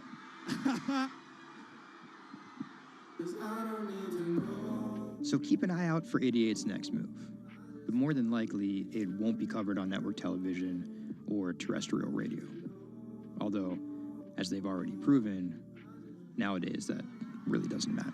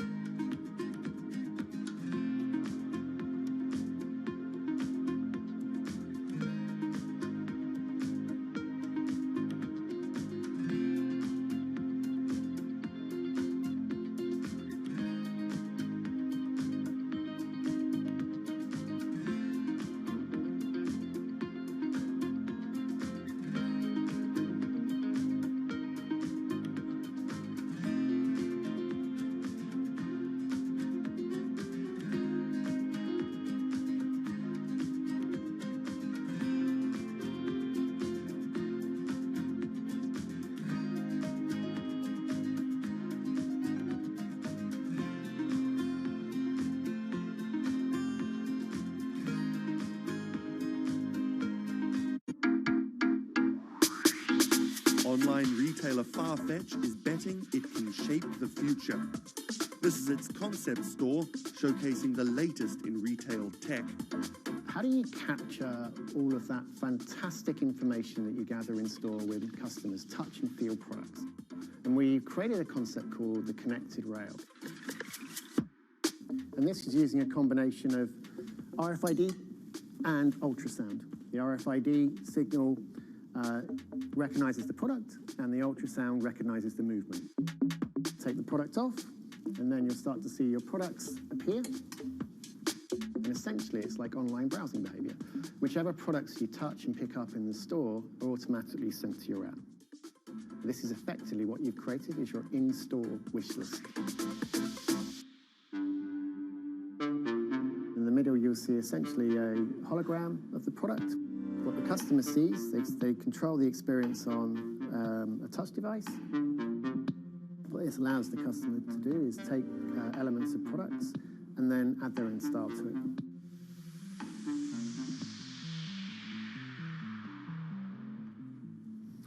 Right, so this is the connected mirror. So in this example, I see my products. I select a coat, and that's tried it, and it's slightly too big for me. So what I can do is choose an alternative size and send a request to the sales associate, and they'll bring that size to me in the fitting room mirror. You'll also see that we've got some product recommendations here. Crucially, the sales associate's able to push items into the mirror from their device. If you wanted to, you could simply use the mirror and pay and go. Your items would then be packed and dispatched to you afterwards.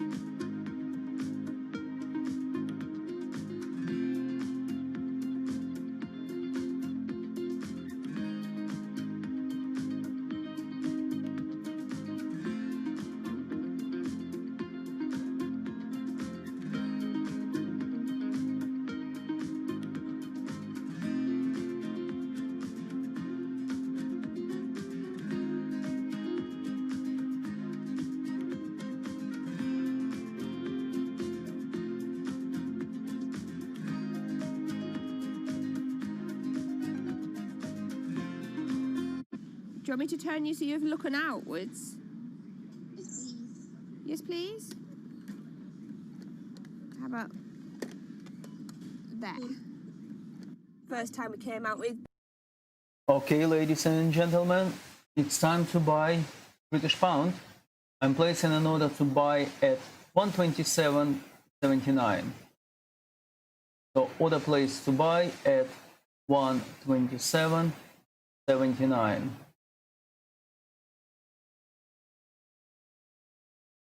Okay.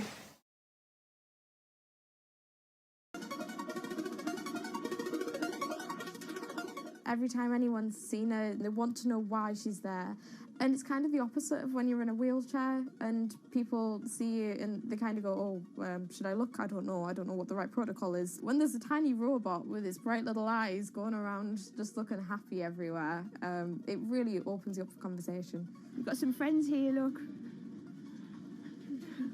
Hiya. When I saw her for the first time, I remember thinking, this is going to change things. This is one of those points where if this was a book, this would be the cliffhanger.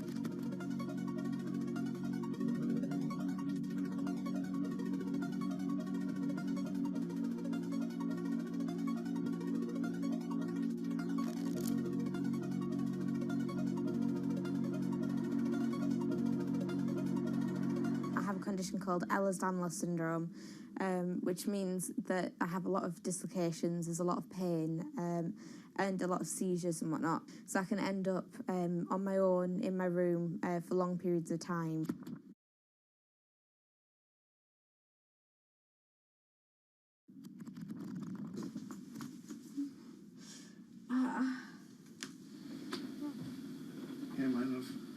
A lot of the time, with a condition like my own, of course there's the pain, and the pain is bad, and the dislocations are bad, and the seizures and being in paralysis and never knowing whether you're going to be able to wake up properly tomorrow, that's bad.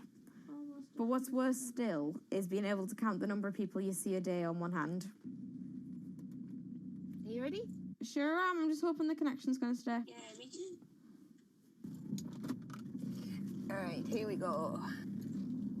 When you're used to just the same little metre by metre and a half window every day, and you've been there for months, being able to just see the sky from somewhere else, or the tops of trees, or a sign, is incredible. Or being able to have that kind of chat in the car that most people would probably take for granted. I'm going to go past Grandma and Grandad so you can give them a wave.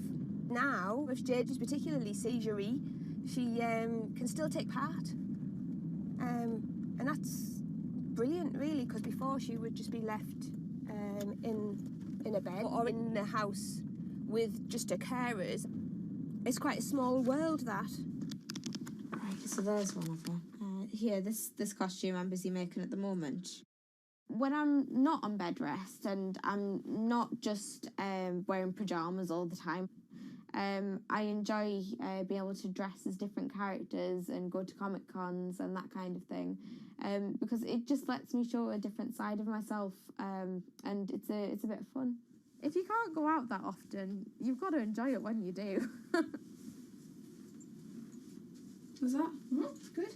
It's one of those weird things where I want to not have to use B because I want to be well enough to be able to go to those places myself. Like, it really makes a big difference to me to be able to go into school. But the thing is, with my condition fluctuating all of the time, I can't go into school reliably.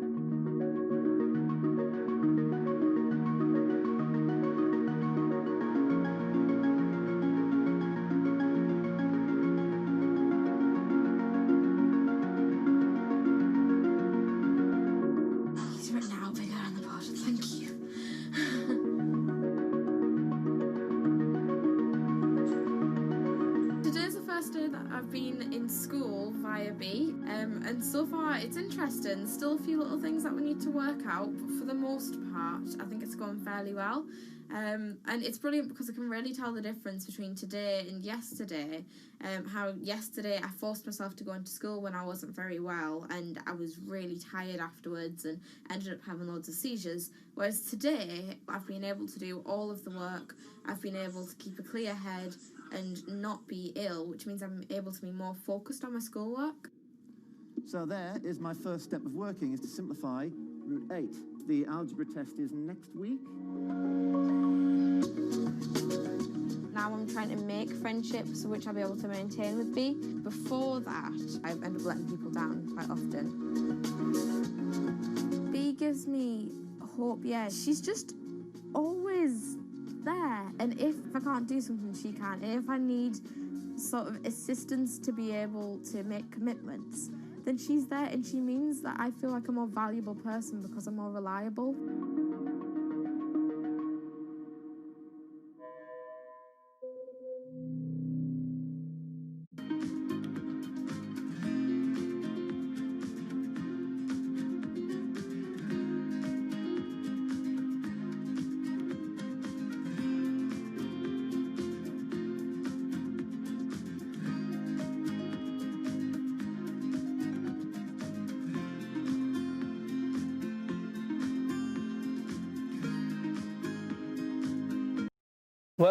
Well, I have to cancel it. Yeah, it moved too far. So next time, so the order to buy British pound at 127.79 cancelled.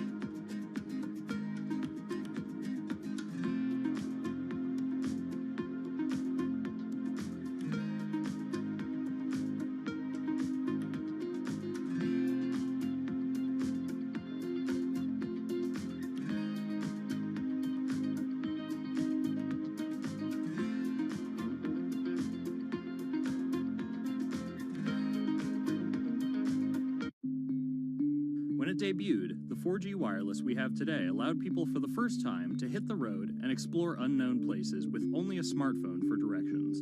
When 5G arrives, it could enable driverless cars to take us there as well. 5G stands for fifth generation mobile networks or wireless systems. It's insanely fast and can accommodate a lot more connected devices. But the reason it's being called revolutionary is because 5G will allow connected devices to speak to each other as well as people. Right now we're living in a world where really it's a one-way experience. That's Bloomberg tech reporter Ian King. The network talks to your phone, you look at your phone and access data, then you send something back to the network. What we're being told about 5G is that really for the first time we're going to see machines communicating with each other over mobile networks in a meaningful way. 5G could end up being 100 times faster than what we have now, with speeds that could reach 20 gigabits per second. In plain English, that means downloading a full-length HD movie in seconds. 5G will also increase total bandwidth, which we will need in order to accommodate the growing Internet of Things. We're talking about the class of devices like internet-connected refrigerators, thermostats, dog collars, but 5G will enable many, many more. Things like your utility network, factories, where machines are just sat there not connected at all. Suddenly they're all going to be connected. Suddenly we're going to be able to have real-time monitoring. Other things like cars, like utility poles, like your light, the light poles. But perhaps the biggest advance will be a huge reduction in communication lag time, known as latency. A network of driverless cars will need the speed of 5G to ping each other multiple times per second to avoid collisions. Near instantaneous data transfers could allow doctors to perform surgery remotely with a robotic scalpel. So how will all this work?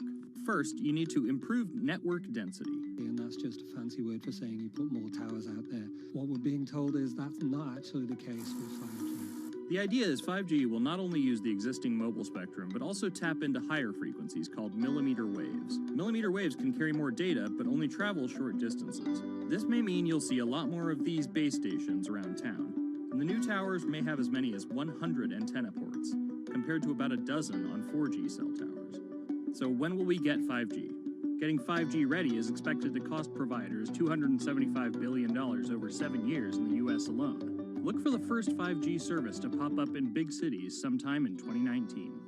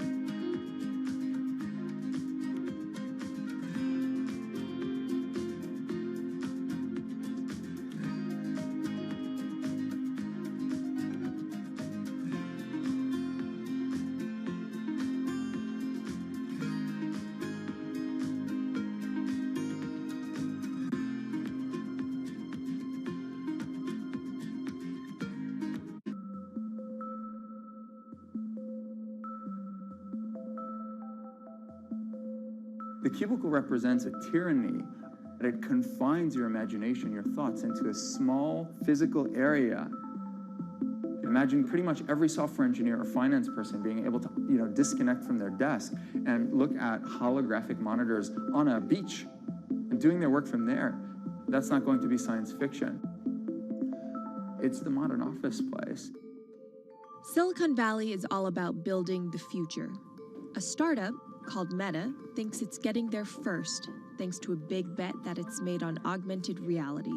How are you? Good, thank you. Welcome to Meta. Thank you. Call it a 360-degree office where you can spatialize your thoughts as part of your workflow for education, architecture, design, engineering, etc. People often mix up augmented reality with virtual reality. VR totally blocks your ability to see or hear the real world. AR overlays holograms onto what you already see. Meta has tried to make its version of the workspace feel familiar. You grab the hologram instead of using a controller or a mouse, and your brain already knows how to do it. In other words, we've designed an operating system that humanity has always known how to use. So you can see this eyeball, which is, by the way, photorealistic. You can see my hand is occluding the eyeball, and now the eyeball is occluding my hand, right? You see those two circles? They get small, and then they turn into this glowing white ball, and then I can move my hand around supernaturally. I can do this with two hands and rotate the thing. I can stretch it. I can throw it back right into the shelving system, and that's all you have to learn to become a modern worker. And to prove this, the employees at Meta have started to get rid of their computer monitors, trading them in for Meta's augmented reality headsets. Mayron thinks that in less than a decade, we'll all be just wearing strips of glass that can project holograms.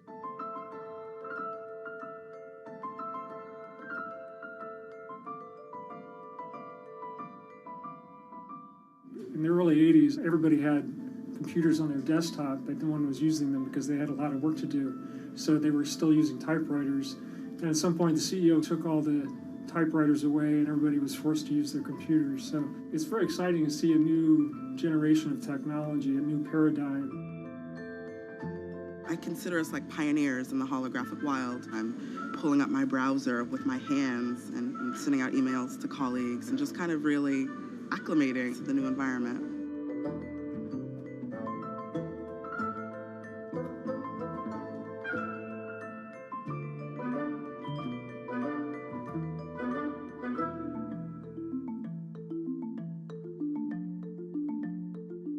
Now you're putting on my computer, essentially.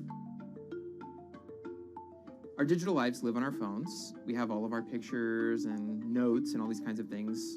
So why don't you write yourself a little sticky note? I like it. And go ahead and just take your fist right over the top of the sticky note and close your fist. And now... Oh, what? Meta's own transition to augmented reality has run into plenty of unexpected problems. And it's still going to be a while before you'll start to see these devices in your office. But I think it's a future worth waiting for. If we could see these holograms between us, we will have been able to share our work with one another more naturally, more efficiently, and more productively than ever before. Humanity will have evolved slightly.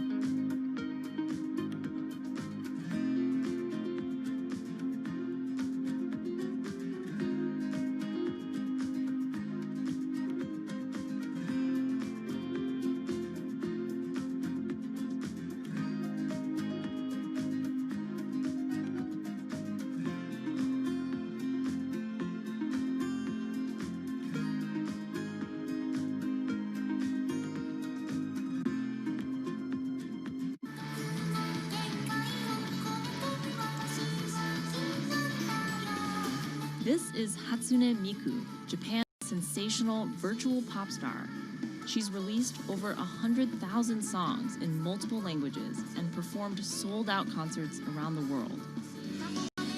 Her image has appeared in games, on TV, in car races, and is even etched on the side of a Japanese space rocket. I came for Hatsune Miku, Carlos. She's Lady Gaga's favorite digital pop star and opened shows for her in the US 3 years ago. Tens of thousands of fans attended her exhibition and live shows near Tokyo recently. 理想のアイドルっていうとどの曲でもミクはすごい綺麗に歌ってくれる。他没有缺点啊，没有任何让我们感到不开心的一些新闻。She's everything to everybody. That's probably why she's so popular. Miku's creator Hiroyuki Ito and his Sapporo-based company have been developing the virtual diva for over 10 years. 初音ミクとはキャラクターとしてすごくYouTube とかで検索するとたくさんの初音ミクが出てくるんですけども、元々の初音ミクのその原点は歌声を合成するソフトウェアなんです。Both the software and character are named Hatsune Miku, meaning the first sound of the future. Originally based on Yamaha's Vocaloid technology, Miku the software has a sound bank containing voice samples and a huge array of tools. You input the melody and lyrics, then Miku the character sings them.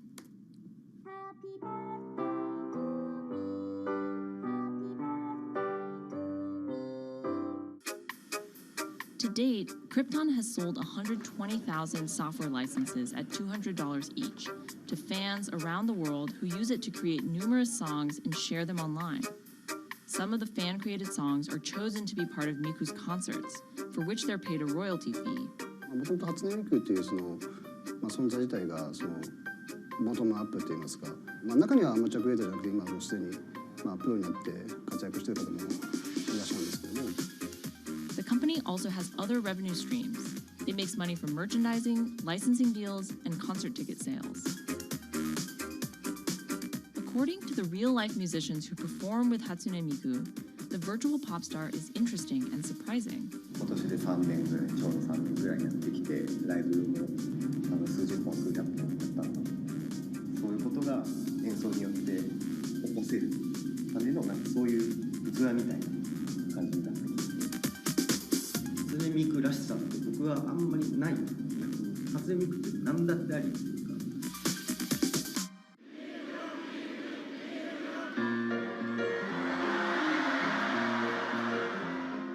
For Ito, Miku has the potential to change the way we think about music. そういう新しいそのテクノロジーによって新しい音楽のあり方っていうものを模索していきたいと思っていました。And for her fans, it goes even further. 初音ミクって魂がないので、だからみんな魂を作り上げるために存在する。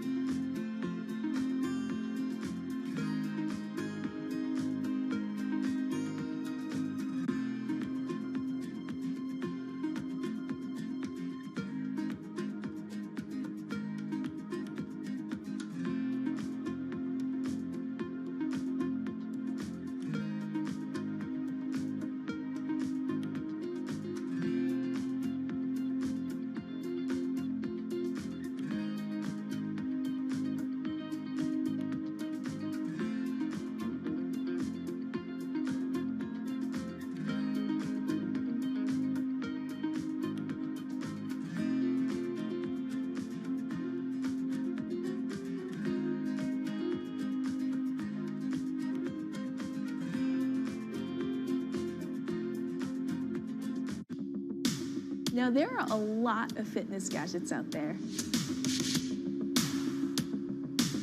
In my quest to get fit, I tested 17 of them over the last few months. At least one personal trainer I know was a little bit skeptical. Yeah, I've been watching these new technologies come to the market for almost as long as I've been a personal trainer. They're just tricks and tropes. They're not much different than the Bowflex machines or, to be honest, the original Jane Fonda workout video.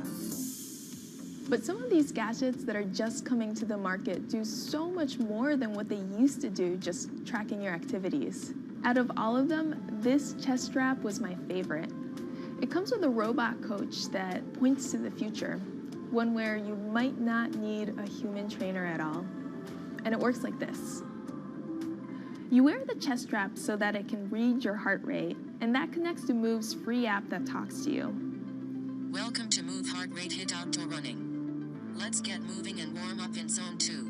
Move's computerized coach tells you what to do at that exact moment, whether you're running outside or you're doing body weight exercises indoors.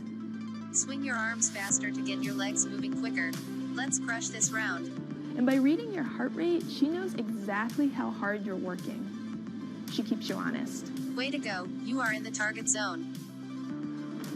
Keep pushing, you're almost at the end of the round. Don't give up. I've been running for 7 years now, and my biggest problem is that I never push myself hard enough. I end up going on the same slow, comfortable 30-minute jog, but the Move HR Burn blasted me out of that rut. By the end of these half-hour exercises, I was drenched in sweat in a way that I never am when I work out alone. Training with a real person is great, whether that's your group instructor or your coach or your personal trainer. But humans, they're expensive. For the rest of us, this $60 gadget is all you need.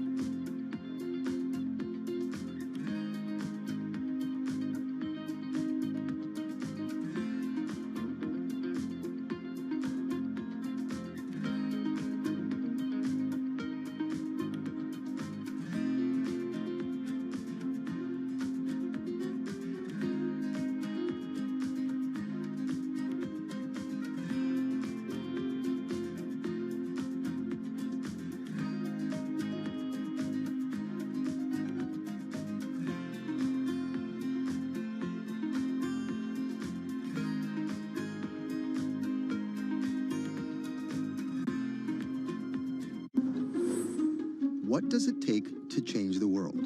A big army? A cure to a pandemic? A revolution? All of these take either a lot of people, thousands of hours, or massive amounts of space. But for Julian Assange, all he needs is one room, an internet connection, and the world will listen. Assange is located here, and more specifically, right here. And from that location, he's posted government secrets, classified documents, and leaked emails from some of the world's most powerful people. And in doing so, has been labeled a hero, a villain, a nihilist, and everything in between. This is how an Australian programmer sequestered in the Ecuadorian embassy in London became one of the most influential and notorious people in the world. Born in 1971 in Townsville, Australia, Assange has always been on the move. Living in over 30 homes by the time he was in his mid-teens, Assange, along with his mother and half-brother, finally settled down in Melbourne. His introduction to hacking started at 16 when he was given a Commodore 64, which he attached to a modem. He attended the University of Melbourne, where he studied programming, physics, and mathematics. He never graduated, but that doesn't mean he didn't get an education. By 1991, Assange hacked into the Pentagon, U.S. Navy, and other branches of the U.S. government. In 1996, he was caught by the Australian Federal Police and charged with over 30 counts of hacking and computer-related crimes. He didn't get any jail time, but he was fined $2,100. I think the first taste of what would come later was the hacking that he did as a young programmer, and that really sort of foreshadowed a healthy skepticism of the use and abuse of technology by governments. That's Vernon Silver. I'm a reporter for Bloomberg's investigations team. Assange's youth as a hacker laid the foundation for him to start WikiLeaks in 2006. But what is WikiLeaks? It's a website that posts unfiltered, usually classified documents. What separates it from every other media outlet is that they have no editorial hierarchy. With a publication like the New York Times, information comes in, they take that information, package it, then disseminate it for the public to see. WikiLeaks, however, cuts out the middleman. WikiLeaks gathers information, most of it given to them anonymously. So what they're doing is really very simple. They get the information in one end from who gives it to them and out the other with sometimes minimal interference. Julian Assange is the leader of that, the mastermind, the creator, and really, because he thinks of it as a journalistic enterprise, the editor-in-chief. But every story starts with a source, and Assange has some unconventional sources. Julian Assange does not hack as far as we know.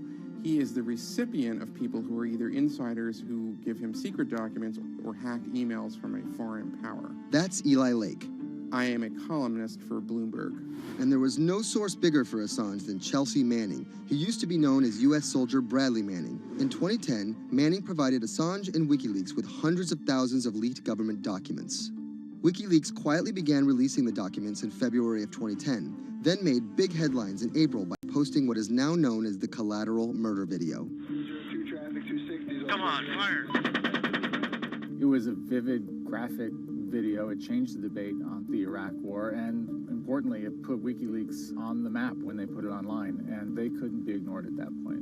And those leaks were just the beginning. They went on to post more than 90,000 leaked documents known as the Afghan war logs, 390,000 documents known as the Iraq war logs, and 250,000 private messages between diplomats called cables in what is now known as Cablegate.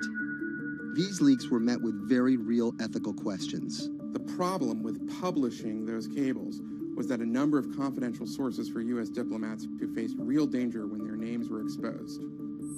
Then Secretary of State Hillary Clinton drove the point home that every country, including the United States, must be able to have candid conversations about the people and nations with whom they deal. Shortly after Cablegate, the Swedish government issued an arrest warrant for Assange on allegations of rape and molestation. He claimed the allegations were fabricated to get him extradited to the United States, a claim the U.S. government denied. Either way, Assange's next move was to seek refuge in the Ecuadorian embassy, which really was the beginning of the new chapter in his life and what we're dealing with now, which is him being stuck in London. What was supposed to be an office in an embassy is now Assange's self-imposed prison to this very day. But that doesn't mean he's slowed down. Since being trapped in the embassy, WikiLeaks has released files about Guantanamo Bay prisoners, Syrian political figures, and the draft to the Trans-Pacific Partnership. And then came the 2016 U.S. election. Thousands of leaked emails showed Democratic Party officials possibly plotting against Bernie Sanders in his race against Hillary Clinton. Over the course of 68 days, WikiLeaks released 20,000 confidential Democratic National Committee emails. In terms of the presidential race, if you look right here, when Assange released the first batch of emails, Trump actually takes his first lead against Clinton. I think we've had enough of the Clintons, in all fairness. Don't you think? Once WikiLeaks started exposing secrets of the Democratic Party, Julian Assange became a hero to many on the right. Public opinion kind of flip-flopped. WikiLeaks. From the emails, we now know Hillary Clinton's campaign manager makes risotto, and also how the DNC squashed Bernie Sanders' campaign. One thing we don't know is who gave Assange the stolen emails in the first place. Many leading Democrats say they suspect it was the Russians. They released an analysis from a private cybersecurity firm that had said it was the Russians. But Assange claims our source is not the Russian government, and it is not a state party. So this is where we stand today. The public still doesn't know who provided the emails to WikiLeaks. Meanwhile, Assange is still running WikiLeaks and still releasing documents. In March 2017, he started publishing documents from the CIA's Center for Cyber Intelligence called Vault 7. The CIA, the agency charged with finding and keeping our top secrets, can't keep its own secrets. As long as Assange has a connection to the world, no government secret will be too far from exposure. Julian Assange is still in the embassy. Maybe he'll leave, maybe he won't. Kind of regardless, his work has been done. He's changed the way people think about their governments, about their own secrets, about their own hackability, and really the world has changed because of him.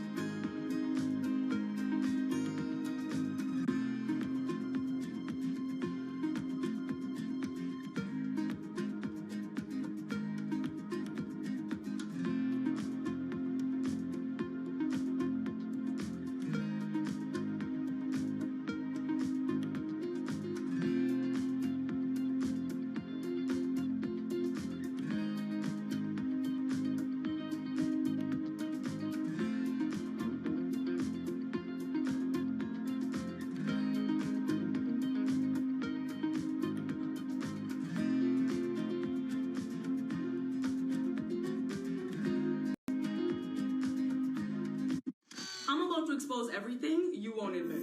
And action! This entire video is based on a true story. When I do like motivational speeches or even tell myself like, love yourself and you should love yourself. This is Lily saying, But to fans all over the world, she's the YouTube star Superwoman. What up, everyone? It's your girl, Superwoman. I know we can change the world for the better, one positive day at a time. My parents now know what I do.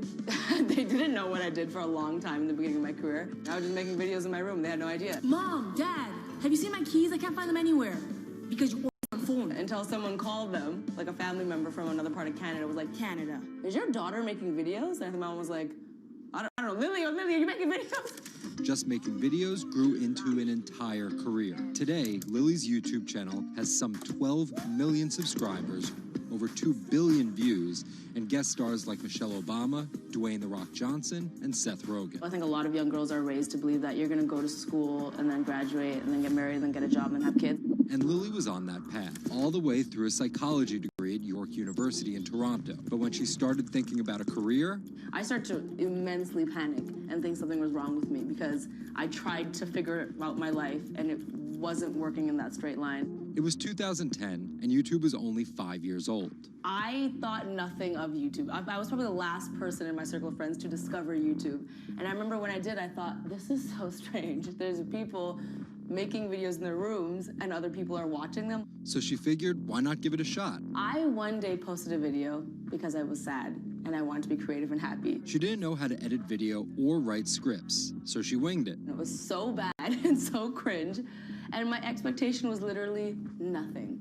I was like, I'm gonna put this video up, a couple of my friends are gonna watch it, probably make fun of me, and that's gonna be the end of this. The second and third video came from, wait, 70 people watched my first one, can I get 80 to watch the next one? She kept creating, she kept posting, and the viewers kept coming. Lily had found an audience. A lot of the comments were, oh my God, there's a brown girl on YouTube. More specifically, Indian. Lily's parents immigrated to Canada from India, and Lily was born and raised in Scarborough, near Toronto. My home life was awesome. My parents, even though I portrayed them to be quite strict in my videos. Oi, Lily, where the rest of your skirt, huh? I like this to walk around like this, showing everything to everyone. They actually aren't like that at all. They're pretty modern and pretty cool. Your dress is short. Don't know what for. And were pretty lenient with me. I mean, I got away with a lot of things. I was a brat. I was a brat. She had a different idea of what she wanted out of life than other kids. In a grade school graduation slideshow, her classmates said they wanted to be lawyers and doctors. And then I came up and I was like, rapper. Making out with your friends, man. But then you say that you hate hoes. I could just feel my parents being like, why? Because that's just not something women really did in the Singh family. I know there was a ton of people that weren't happy about my birth being a female, so I think, and that's some real-ish, but it's a real thing. The best thing I could have done to prove to so many people that didn't want my mom to have a daughter was to become Superwoman. What up, everyone? It's your girl, Superwoman. It was the name of Lily's favorite pop song by Lil Mo featuring Fabulous. I love the song so much because it was one of the only songs at the time that was an empowering female song, where Lil Mo's going on about, like, I will save guys with my superpowers, and I will save girls with my superpowers, and I am the Superwoman. I thought, this name that I've had for so long that empowered me when I was younger, I'm gonna make this my screen name. Maybe there should be a new series. Superwoman didn't just burst onto the scene overnight with a viral video. It was a steady climb fueled by hard work. The moment that I thought this is going somewhere and this could be a career was the first time I performed internationally. It was in India. And it was the first time where I was truly across the world and people knew my videos. Singh has transformed herself from a bratty kid to an internet personality to a media mogul. She starred in a feature film, A Trip to Unicorn Island, in 2016. And her book, How to Be a Boss, hit the New York Times bestseller list in 2017 while she was on a 30-city international tour. Lily started out with the goal of getting millions of subscribers and financial security. Hurry the hell up! But after surpassing those goals, success has new meaning. I've really come to terms with the fact that my definition of success is what's the best legacy I can leave behind. And it's not the number of views and the number of subscribers. It is the number of people that can say, this girl changed my life or changed something in my life positively.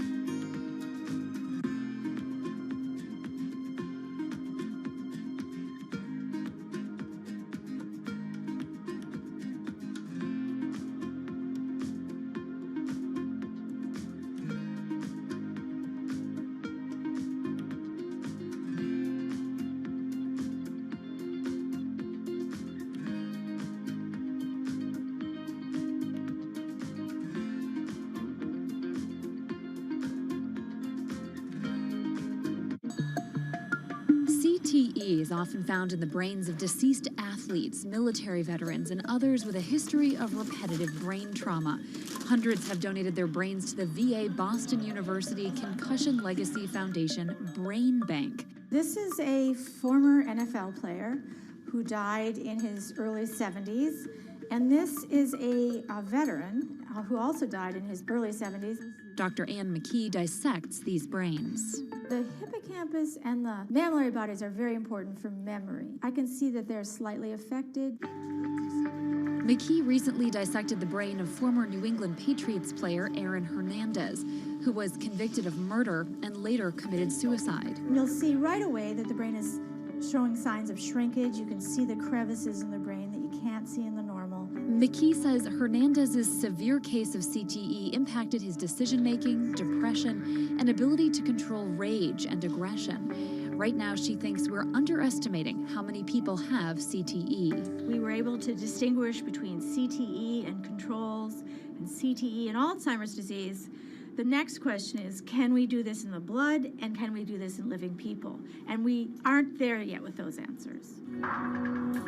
But the need for a diagnosis in the living is motivating companies such as Quanterix in Lexington, Massachusetts, to work faster on technology that could diagnose concussions and CTE in as few as 30 minutes. Kevin Rosovsky is the CEO. It's like a high-powered microscope. And so by doing that, we can see little biomarkers that you couldn't see before in the blood.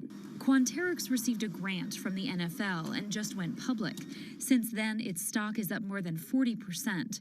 The company sells a machine called Simoa for $175,000 to other biotechs, hospitals, and researchers. And for the first time in history, we're able to see brain health in blood, and that's a major breakthrough, and that's leading to less invasive testing, and we've already been able to see evidence of concussions, and there's the beginning evidence of being able to see the accumulated effect of concussions. Quanterix is also trying to detect Alzheimer's disease, multiple sclerosis, and ALS.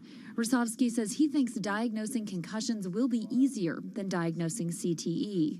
Diagnosing CT in the living probably is a couple years away. We're real excited to see the progress, but reducing some of that work into actual tests in a laboratory takes time. There's regulatory approvals.